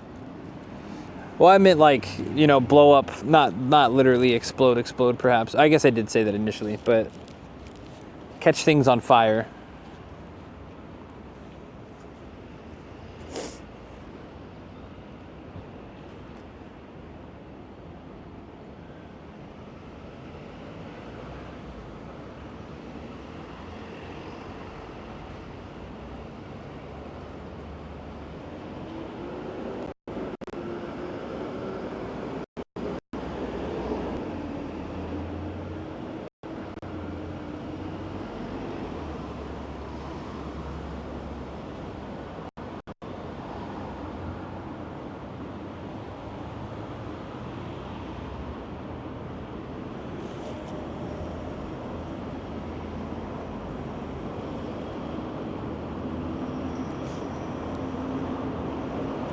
But the problem with the connection cables too is like even just the Bella box itself. I will say maybe because I'll be streaming for a very long time, I think. Maybe the next Bella, because I got the Orange Pi 5, but I kind of just ordered it off a website. I think nowadays there are better, more robust. I think even Bella, the guy who makes the Bella box itself, has made his own pretty robust Bella box setups.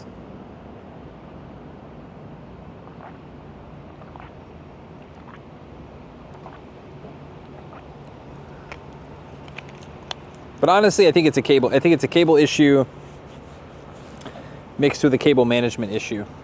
As far as the power thing, I think, because it does it sometimes and it doesn't do it other times, I think it's based on when it's plugged in and when things are powered on. And I don't know the Fusion Dance. I haven't memorized the Fusion Dance to get it to always power the battery.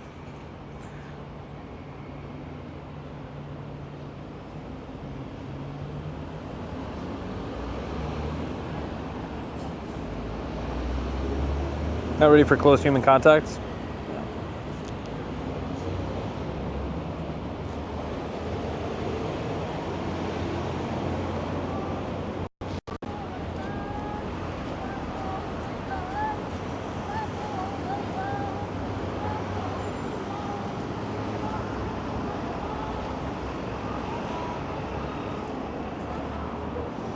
What's up, everybody?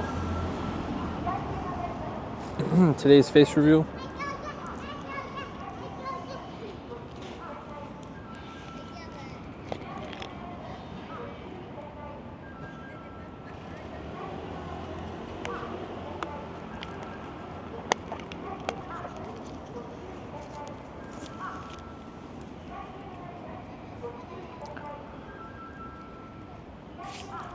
Where are we? I know we're near Shinagawa, but I don't know.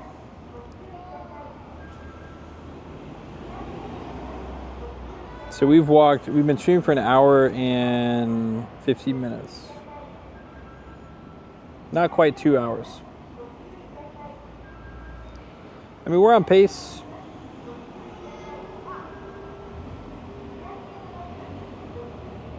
Just under 2 hours, and we're at 9,681 steps. That is at normal pace. And we've kind of moseyed around a bit, a lot of stoplights and stuff.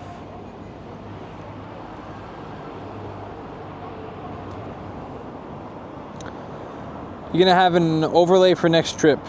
Overlay for what?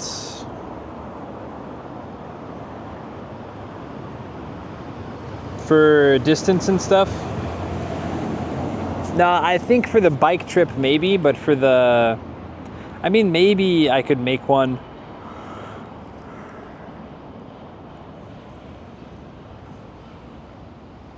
I don't know, I like clean... Well, I mean, I guess, I don't know. Just some text at the bottom, I guess, wouldn't be too bad.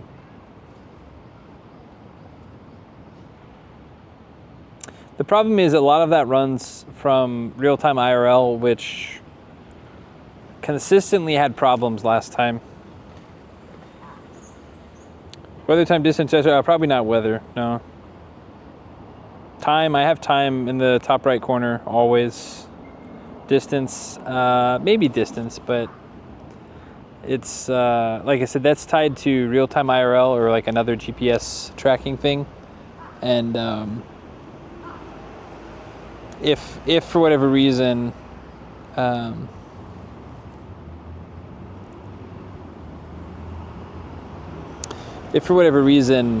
GPS goes down for a second and then it cuts that connection and then I forget to turn it on or no one tells me and then I turn it on later, it's gonna mess up the distance anyway.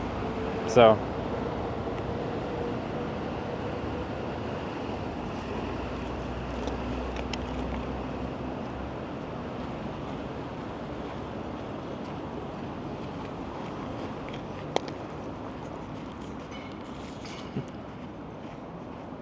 some little kid was looking at me. Turn it back at the park.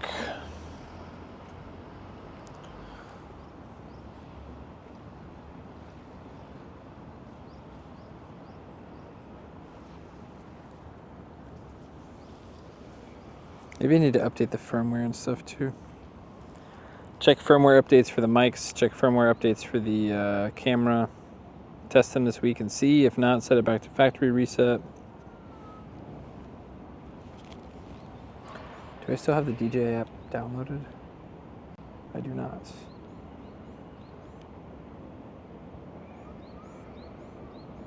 Later on Wi-Fi.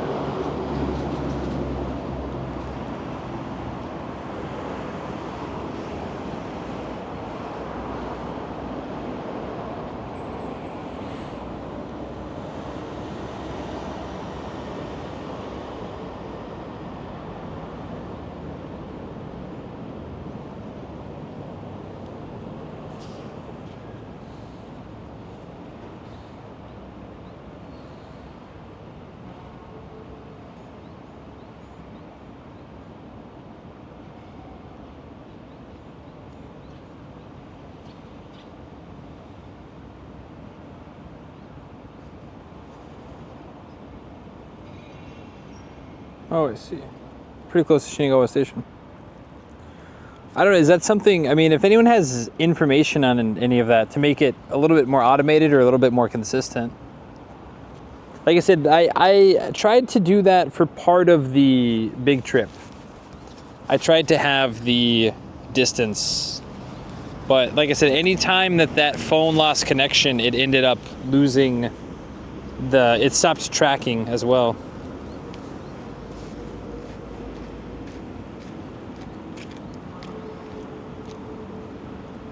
I mean, I guess I could do, I need to ask some of, I'd had to ask like Voodoo Cowboys. I don't want to bother Voodoo Cowboy, but making a widget where I added X amount of kilometers after the fact.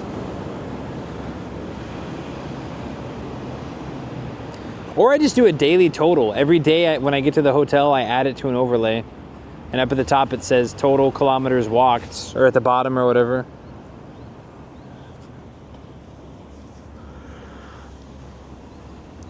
Every night when we get to the hotel, we check Google distance, we check Apple distance, and we average the two.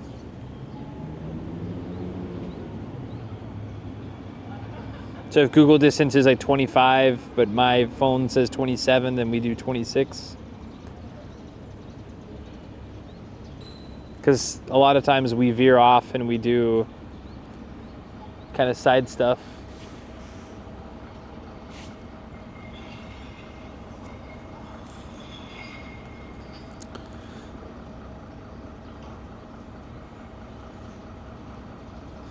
During some of the footage of the Fuji climb last night, I'm not a climbing expert, but it seems they were keenly aware of any significant risks and stayed within their tolerance limits. Again, it's less about the... I mean, because they seem to be in pretty good shape, what I saw of them, but it's more about, like, you're not really supposed to be up there type of thing. It's closed, like, I don't know if all 10 stations are closed or if it's just from the 5th station up, but I didn't watch enough. I haven't been impressed with a lot of the streamers visiting.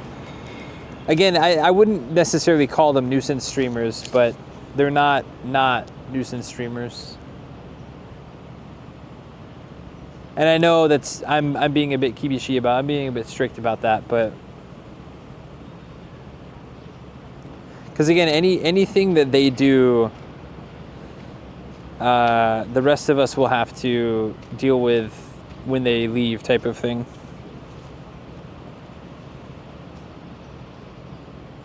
Looks like they passed at least one professional climber. Again, I'm wondering, again, you're not, like, you can get permission to go up there, but without permission, you're not really supposed to be up past certain points. I don't know what the certain point is, because I don't think, like, the first few stages, the first few checkpoints of Fuji,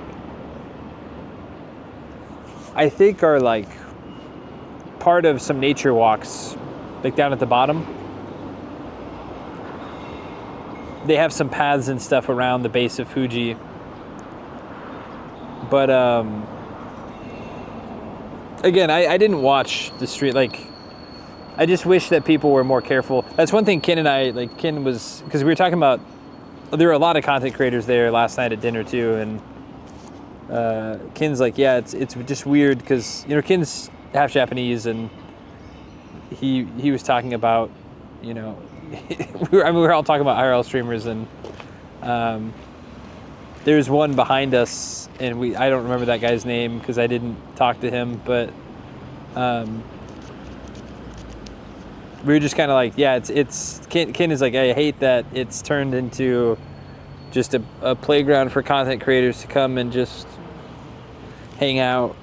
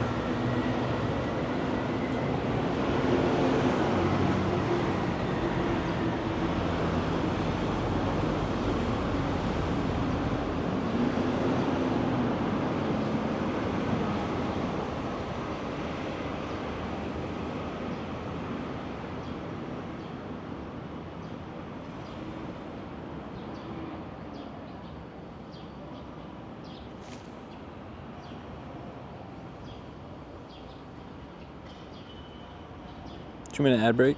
Who else here today?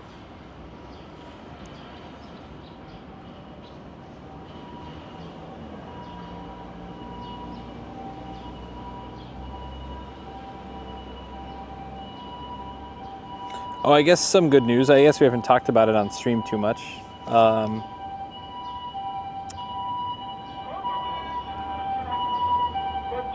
guess we'll see. The family member that was having issues, she will have surgery next week. And then after she recovers from that, she will have radiation. So it's not as bad as we originally thought, but it's still not great.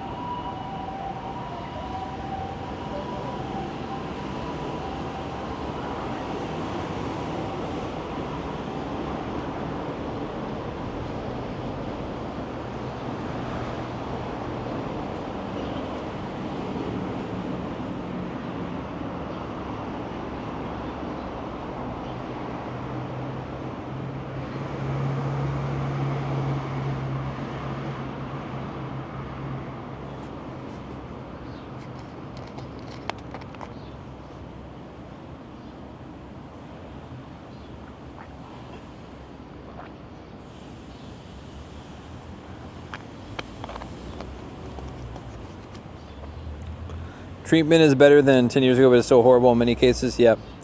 Well, originally the diagnosis was quite bad. And then over the past couple weeks, she's gotten a lot more testing. Turns out it's, again, not as bad as we thought, but it's still not great. But it is one thing. Like, I mean, I remember as a kid when people got any form of cancer, it was pretty much a death sentence. Like, I mean, I remember like 90s, early 2000s, if someone said they had cancer, it's like, oh, you're dead. Nowadays, it's not the case. I mean, obviously there are still some cancers that that's just how it is, and that's very unfortunate, and you know that sucks. But treatment is significantly better now.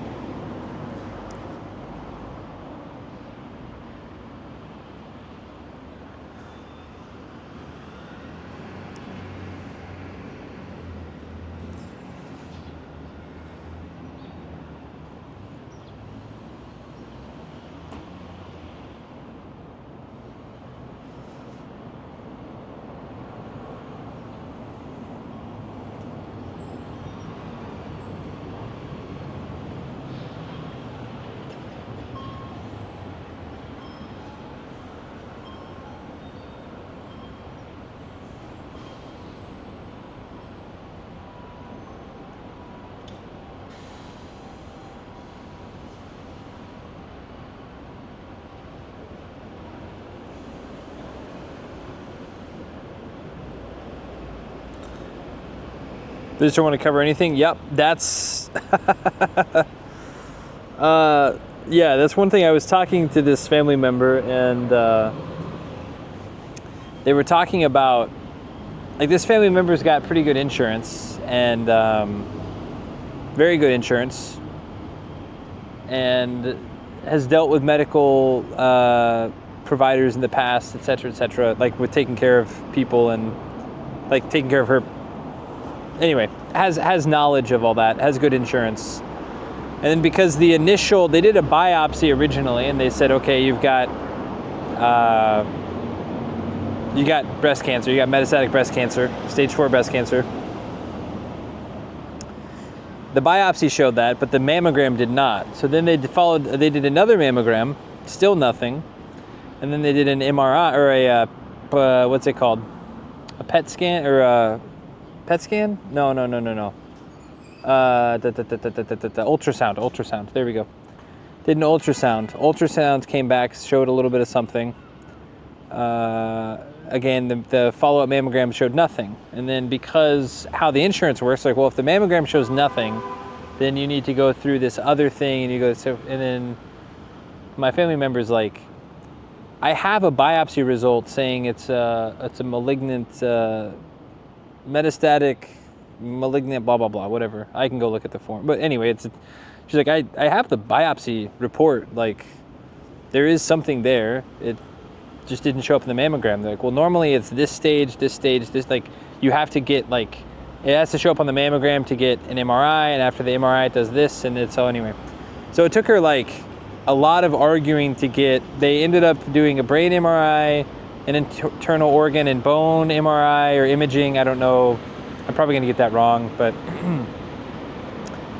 she had to, like, haggle, and she had to get her primary care physician to, like, call insurance and call the company and all this shit, like, just to get imaging. Not even treatment, just to get imaging. Yeah, if I worry, you know, had she not known people in the industry, how long it would have taken to get through. Anyway, but it turned out it's not. I mean, it is metastatic, but it's this thing called occult breast cancer, OCCULT. It's a form of breast cancer that looks really, really bad, and it is technically still bad, but it's more kind of up in your armpit than, like, your breast, so it doesn't spread to organs and bones as commonly as whenever it's already in your breast, like fully developed in your breast. So that's the good news. But the bad news is it's still surgery and radiation for treatment. Ironboard Yeti, thanks for coming in. I like your name. That's cool. Sorry, coming in on cancer treatment talk, but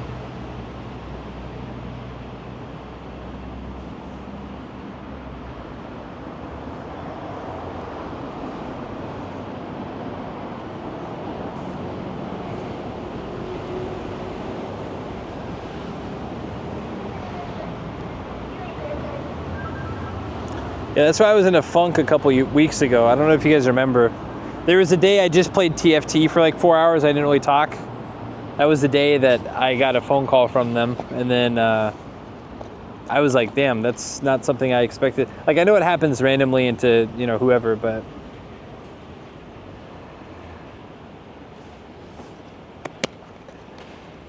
Never smoked, casual drinker. Relatively healthy besides, I guess, a lifetime of Diet Cokes. Not Diet Cokes, sometimes Diet Pepsis, but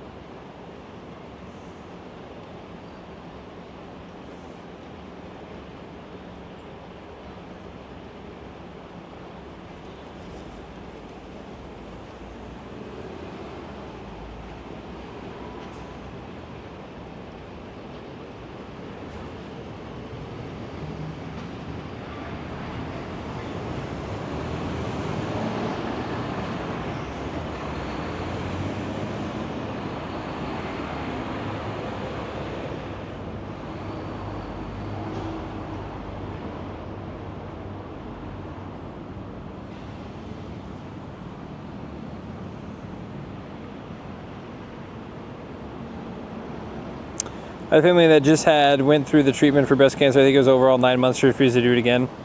Yeah, that's like I said. I guess the good news is that my family members, it's not like as bad as it could have been, or it was not as bad as the initial test results indicated. But it's still like surgery into radiation for X amount of time. Which probably, if she ends up doing radiation and losing her hair, I'll probably shave my head in support. Because I won't be going back to the States to visit unless things go really bad. But whenever I talked to that family member, I kind of laid it out. I was like, that, you know, it's very hard to make this decision, but like I can't, you know, can't come back and help with stuff.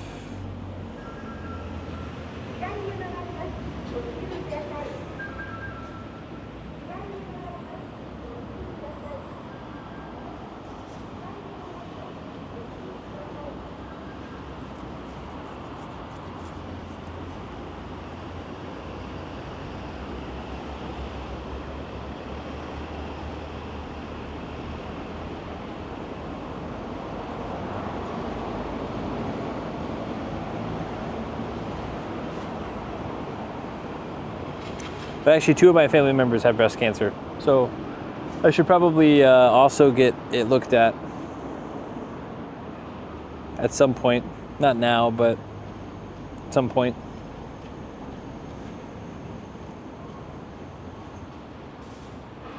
Recovery was horrible. Yeah, I was very worried about that with this family member. Like, I don't know, going through chemo when you're like over 50. I mean, it's not good at any time in your life, but there's actually a girl I used to follow. I don't know if she's still... I remember because Shroud rated her. She was like an old friend of Shroud's at one point, like IRL friend of Shroud's. And Shroud was big at the time, rated into her, and because she was like a nurse slash game streamer as a hobby type of thing. But she had like, I forget what happened to her. She had like intestinal cancer or like stomach cancer or something. And she was like in her mid early 20s. And then I guess it had spread to some of their other organs, and then they ended up removing like lots of stuff, and then it was in remission for a couple of years, and then she's like, yeah, it's back again. And at this point, like, since they've already removed so much stuff, like they removed like feet from her like large intestine, small intestine, I don't remember, removed like her ovaries, removed a bunch of stuff that had a little bit of cancer on them, and then they just like got rid of it all, and then it came back. And then I guess I need to check her tweets, see if she's still around. All my family get screened no later than 50. All the women are 30. Well, I think what I would like to do, I think I would like to spend this year getting pretty healthy as I can. And then next year, do like a full workup. Even pay the money to get like MRIs and stuff. You get x-rays, you get chest, well, I guess I had a chest x-ray. I don't know, it was a mix. I stood against a wall, and then they did like an x-ray, but it also, he was able to see like my lungs and stuff, and like the some of the vessels and stuff.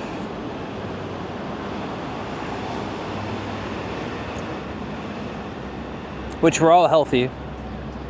Pretty much the only thing, I think because there's two cholesterols, right? HDL, LDL. One of those is a little bit high, and then everything else is fine. Then he said my waist size was too big. And I was like, well, everything else is fine, right? If everything else is fine, then it doesn't matter what size my waist is, you know, like. I was kind of just joking with him, but.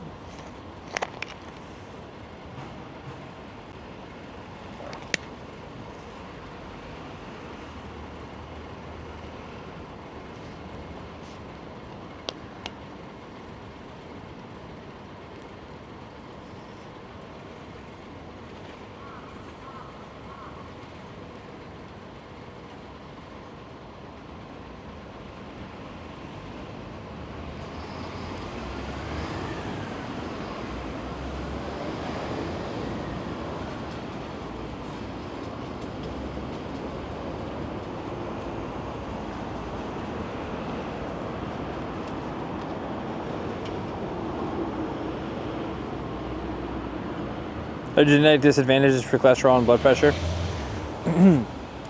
I think my grandma has blood pressure problems.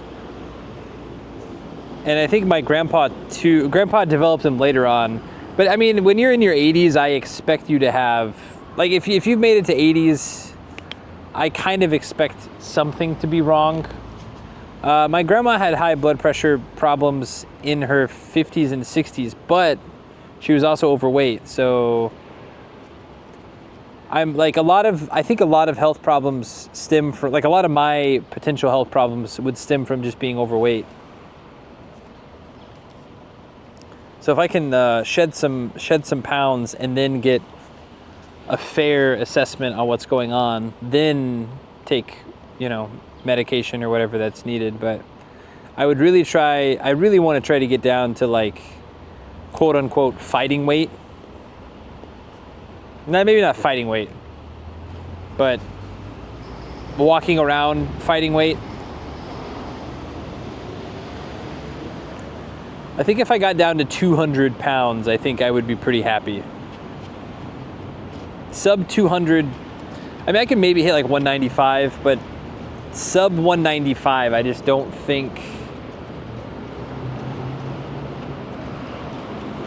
I don't think it's really possible without. I mean, I guess we'll see. We'll see how the walk goes. We'll see how the bicycling goes. We'll see how cutting out snacks and stuff goes. But I think for my frame, getting sub like 190 pounds is just tough.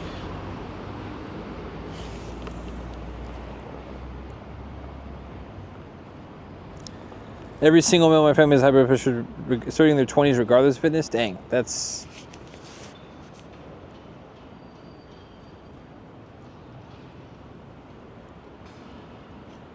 tough. That's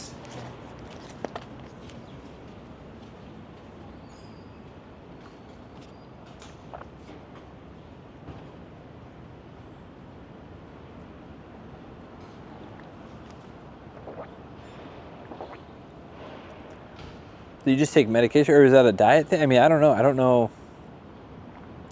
I guess when I think of high blood pressure, I just think of medication, but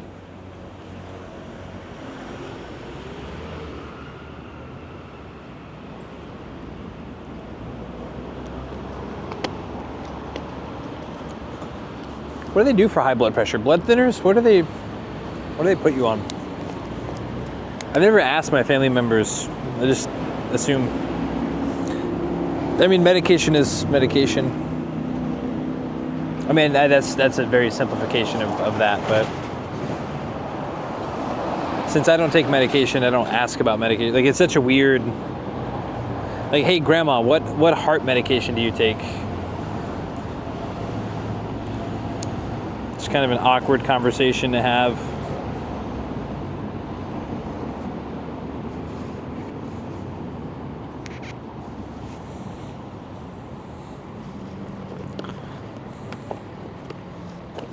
Who's your insurance provider, grandma? That type of thing.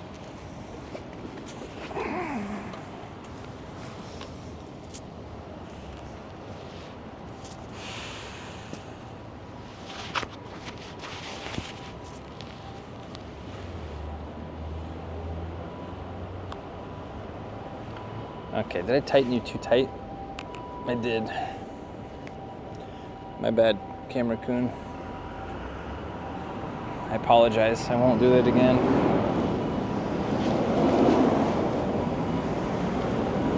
I don't know if I like this mount more or less than the other one. The other one I have some degree of control in multiple dimensions. Look at this little guy. You can see his thread coming all the way down.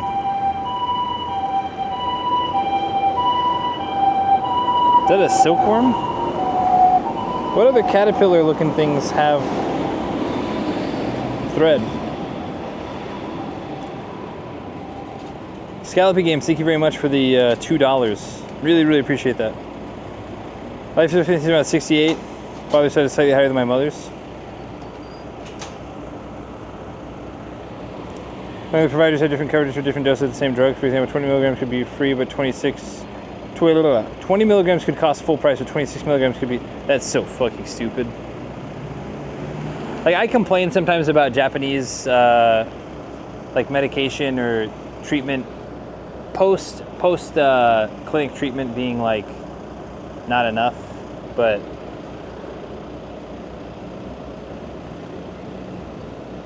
in America, the fact that that type of system exists is mind-boggling to me.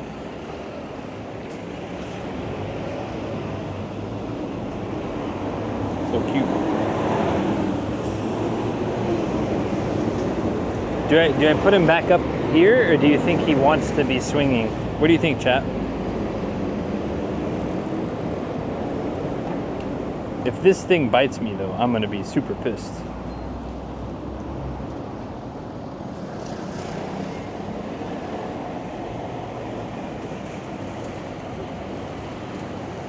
I assume he doesn't want to be on the ground, but I don't want to disrupt the natural order of things.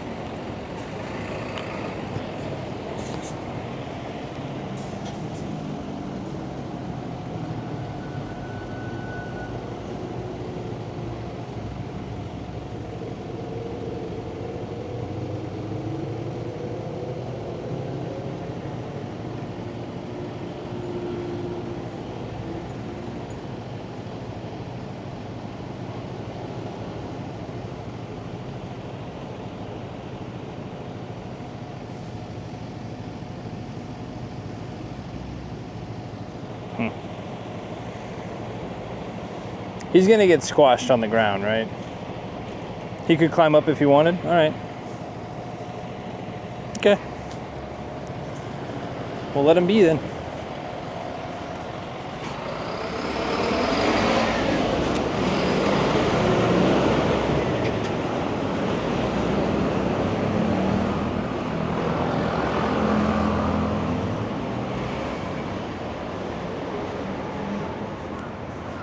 Smells like sewage. I think it's gonna rain some more today.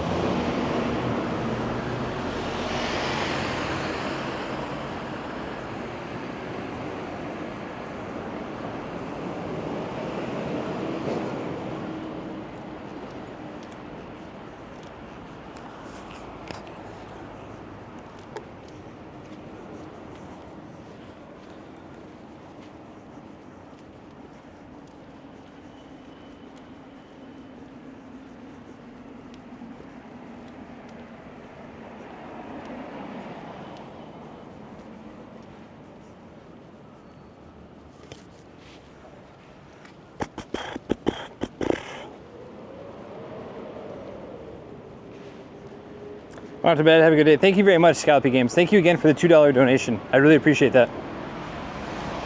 Thank you, thank you. Thank you for the follow earlier as well. Have a good night. Get some sleep.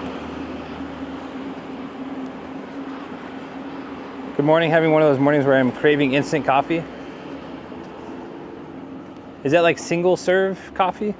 For me, I literally just put some coffee grounds in the thing, and then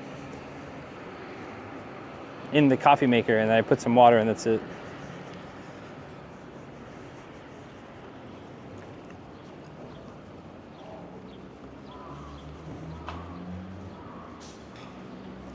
Good to see you, Bob, that I know. Thanks for coming in. Thank you everyone for being here. Really appreciate it.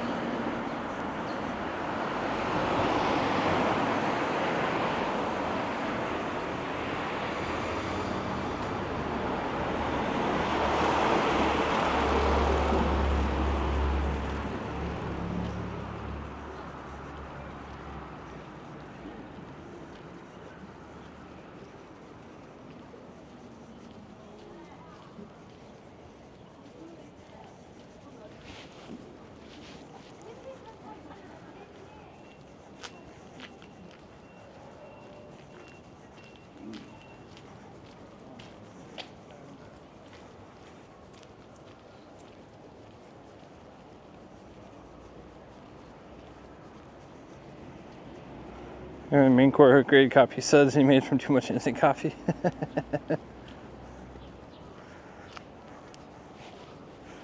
So one thing, I didn't get into coffee until I came to Japan. I was raised by my mom, and she was not a coffee drinker, is not a coffee drinker. And then when I guess a couple times in college, whenever I was working some late shows, but normally I would just grab a giant Mountain Dew from the casino or something. Mountain Dew, Dr. Pepper, whatever they had. Each casino had different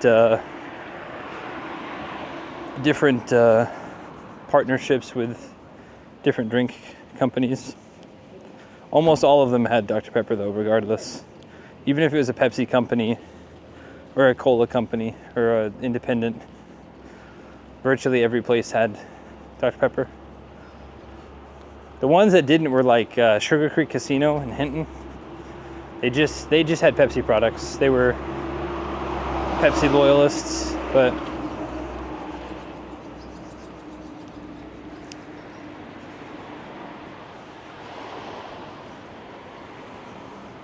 Nescafe, or what America's called Taster's Choice. Folgers instant coffee, yeah. The best part of waking up. It's Folgers in your cup, like that. And at least by the time, originally Folgers were in these, you know, kind of big metal cannons, not cannons, these big metal cans.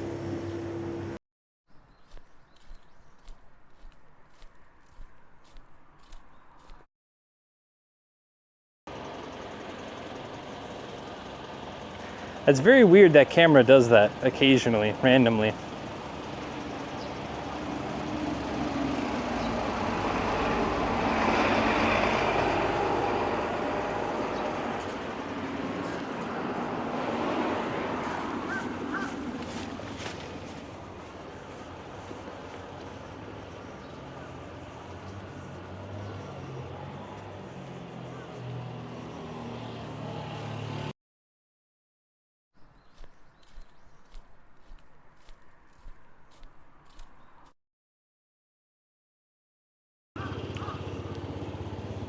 Twice back to back.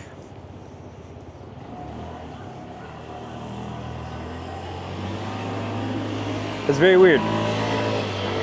Yeah, I'm gonna head home and I mean, we're gonna kind of mosey on home, but I'm gonna message Katie and Eric and see if they have any advice for me.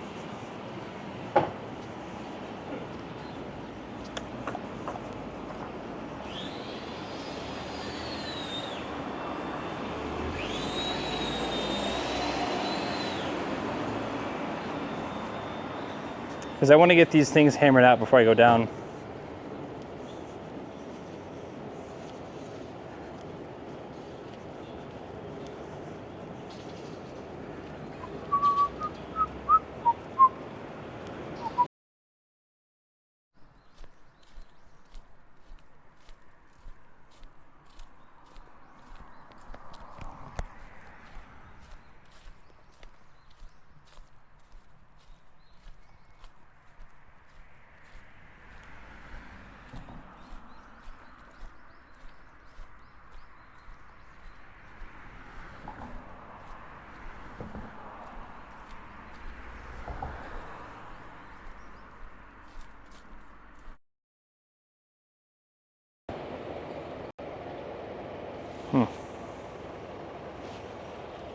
Just a weird dead spot. What's going on? The encoder get unplugged or something?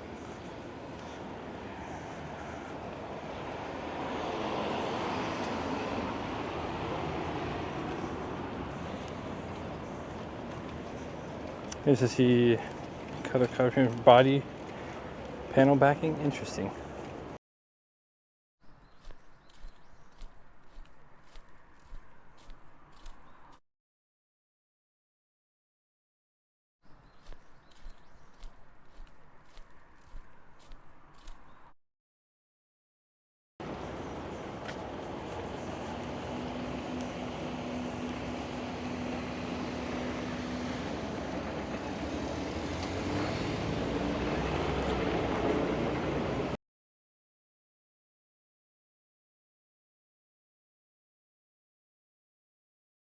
Does not feel hot anywhere. Even on the lens, it doesn't feel hot.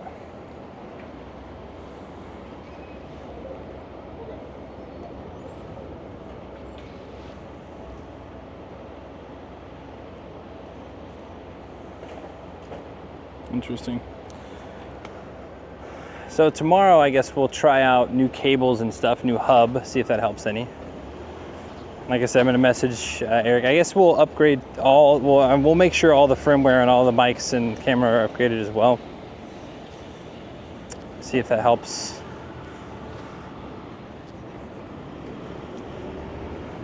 And I guess we can start, like, I was hoping to fly out next Monday, but if we're still fixing stuff, then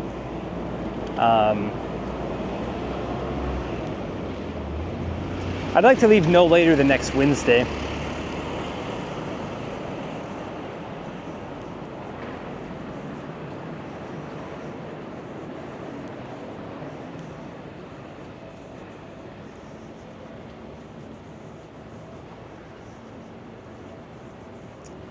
But I need to make at least 1 or 2 new videos. And then I need to make an Instagram short / YouTube reel talking about this walk. And then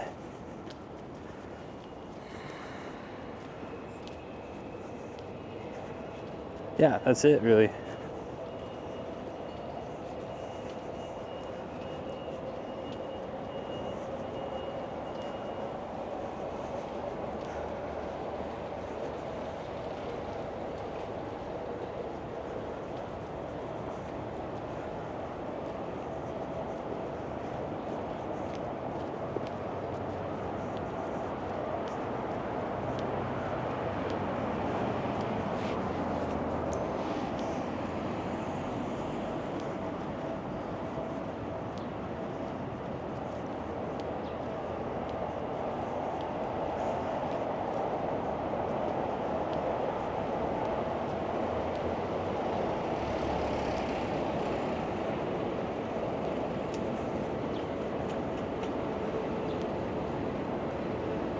Go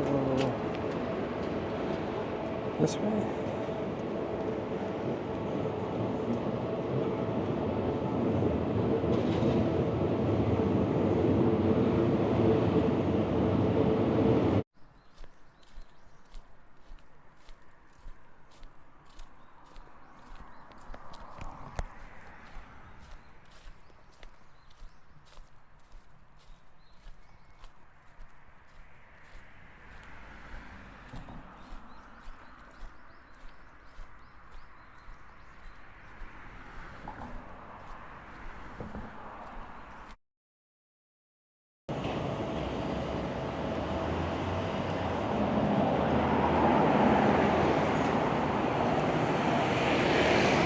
Very strange.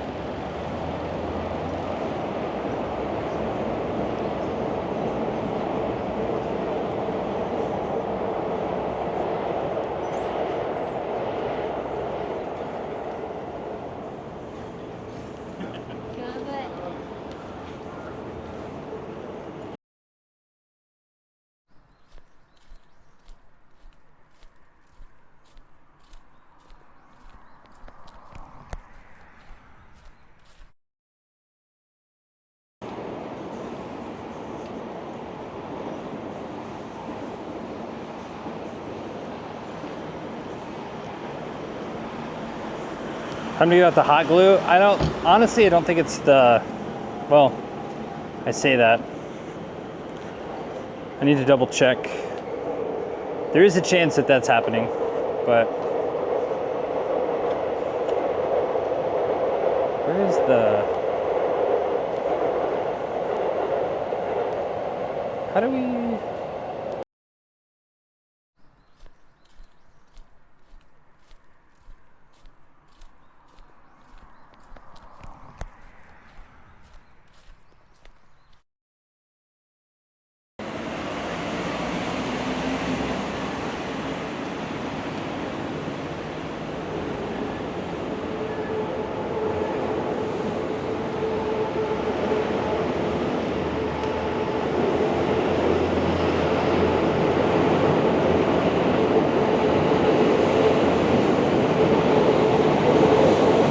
chest ranking is 2035. You think is good? It doesn't matter what I think.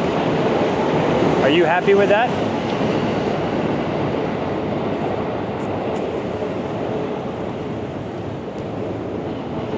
I'm not a chess player. I'm not,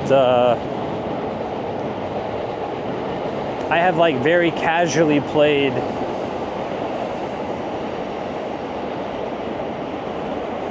I see. Okay, we gotta go around.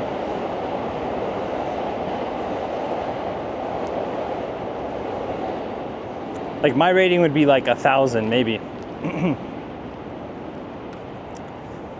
On like a good day. Because I never learned any strategy. I never played a ton of games.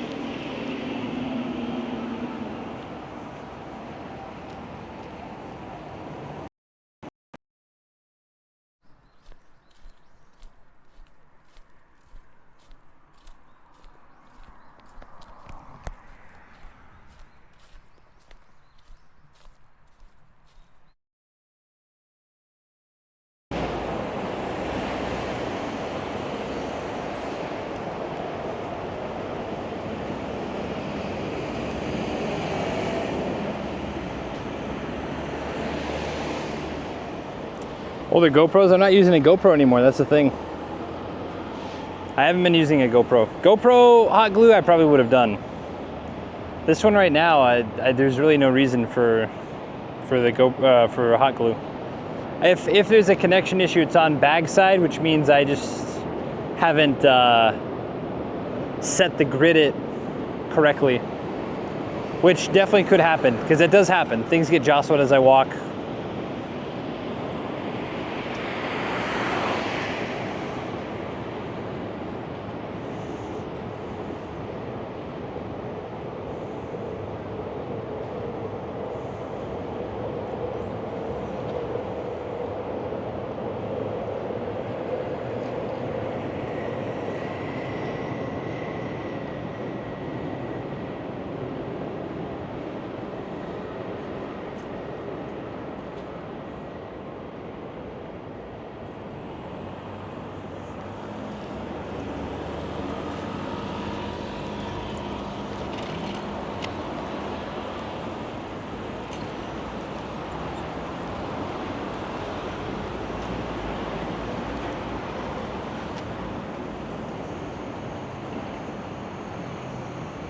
Maybe it's just that weird building, I don't know.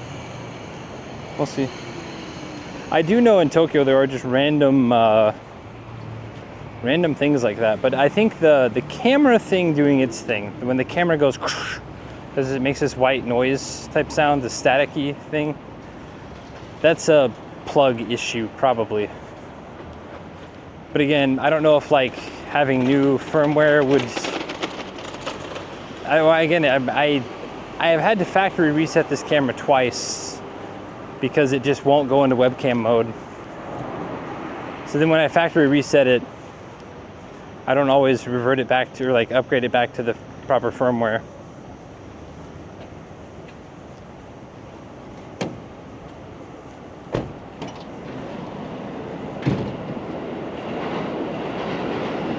Also, I know this the hub also does a bad job at supplying steady power supply sometimes, based on what batteries, like, I don't know, it's pretty finicky. Honestly, the two main batteries too, I probably need to retire pretty soon.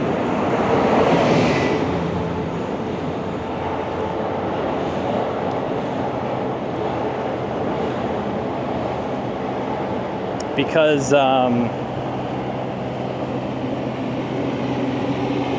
they were used by a streamer before and then I've put in several consistent cycles through it for the last 2 years. So they're fine to still use, but as far as being the sole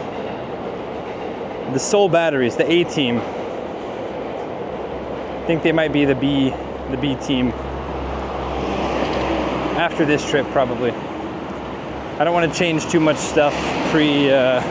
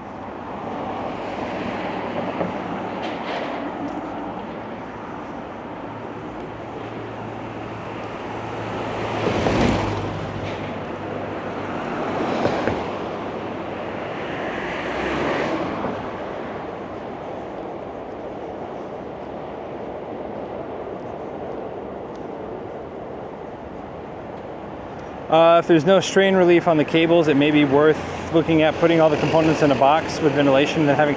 I've thought about that. The problem is when I put said thing in a box, it makes it a lot more difficult to pack everything. Because instead of having, like, the encoder is this big, the grid is this big, the grid, there's some level of flexibility to it.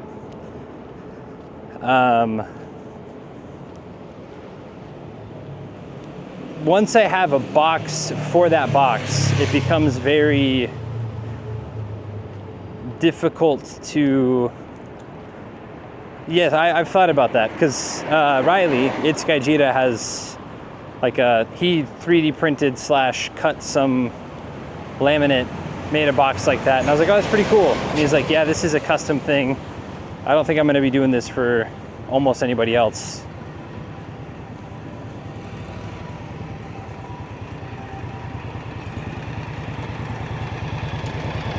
And also, even if he did do it, it would have been quite expensive.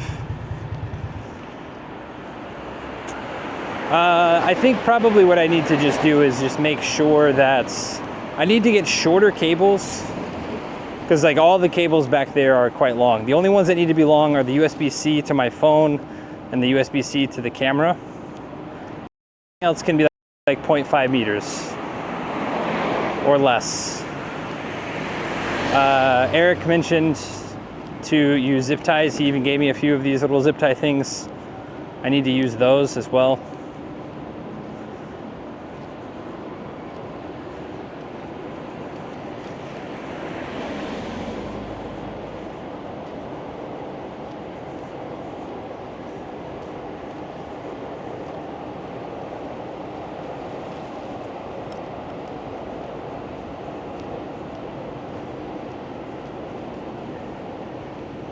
Maybe that's what I'll do today. Try out the new cables and then label everything.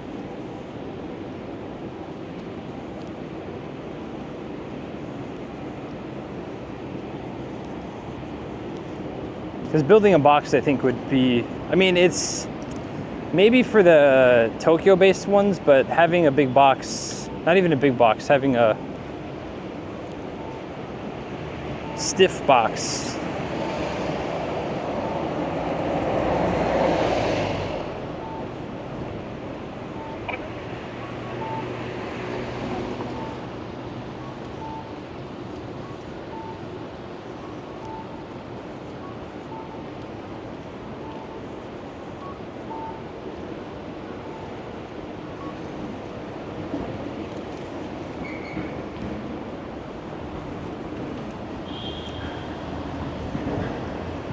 As you bear the base of your pack. Well, and then that's the issue, is like if it's at the base of the pack.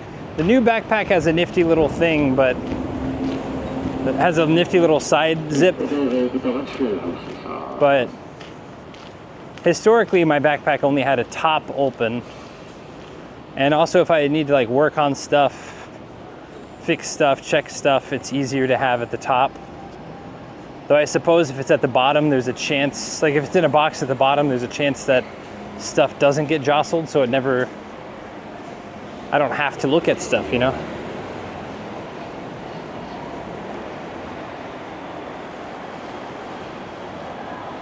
Gets you 99%. Yeah. Hey, Rayan, have I seen The Annoying German Guy? I have not. Cutting holes in bags with powered fans. I wonder what Bordy uses. I've never had a problem with ventilation. I've never done that. Even when I had the Jetson Nano, which was notoriously hot, that thing felt like, that thing was like constantly, if it was summertime, it would get up to like 70 plus degrees Celsius in my backpack.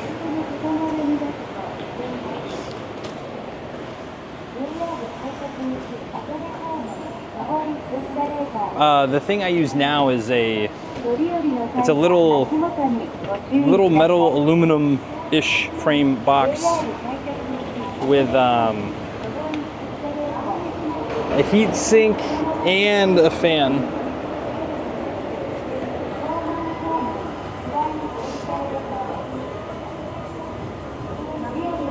No, Rayan, I haven't.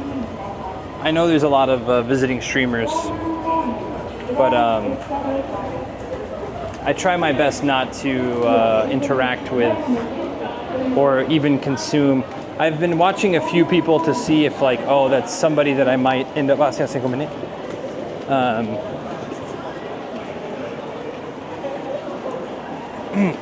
I've been watching a few to see if like there's any potential, like super potential collabs, because I'm not a big collab guy.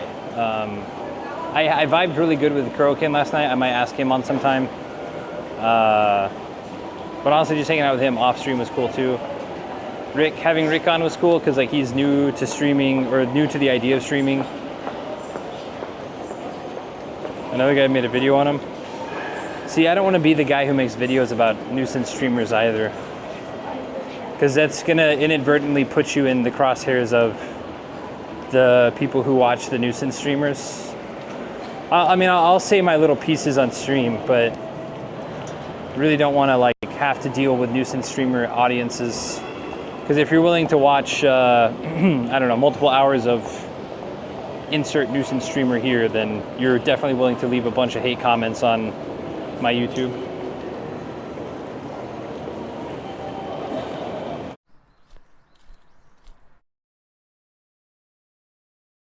Osmo is at 3%.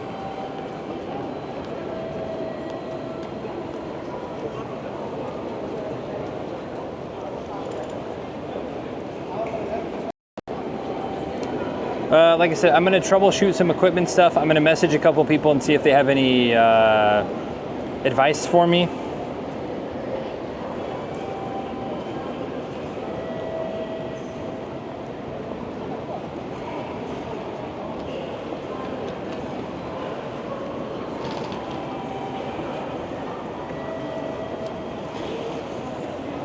And we're going to raid into Eri Muntaro. She's in Kochi.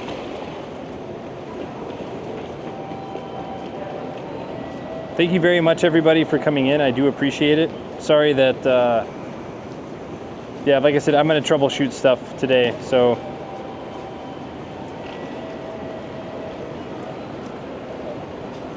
Don't give them more than 15 minutes of fame. Yep, that's kind of how I feel about that as well.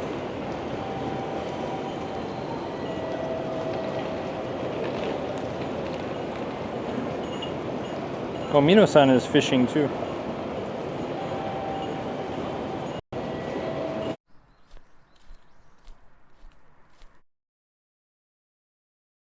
Thank you very much, everybody. Oh.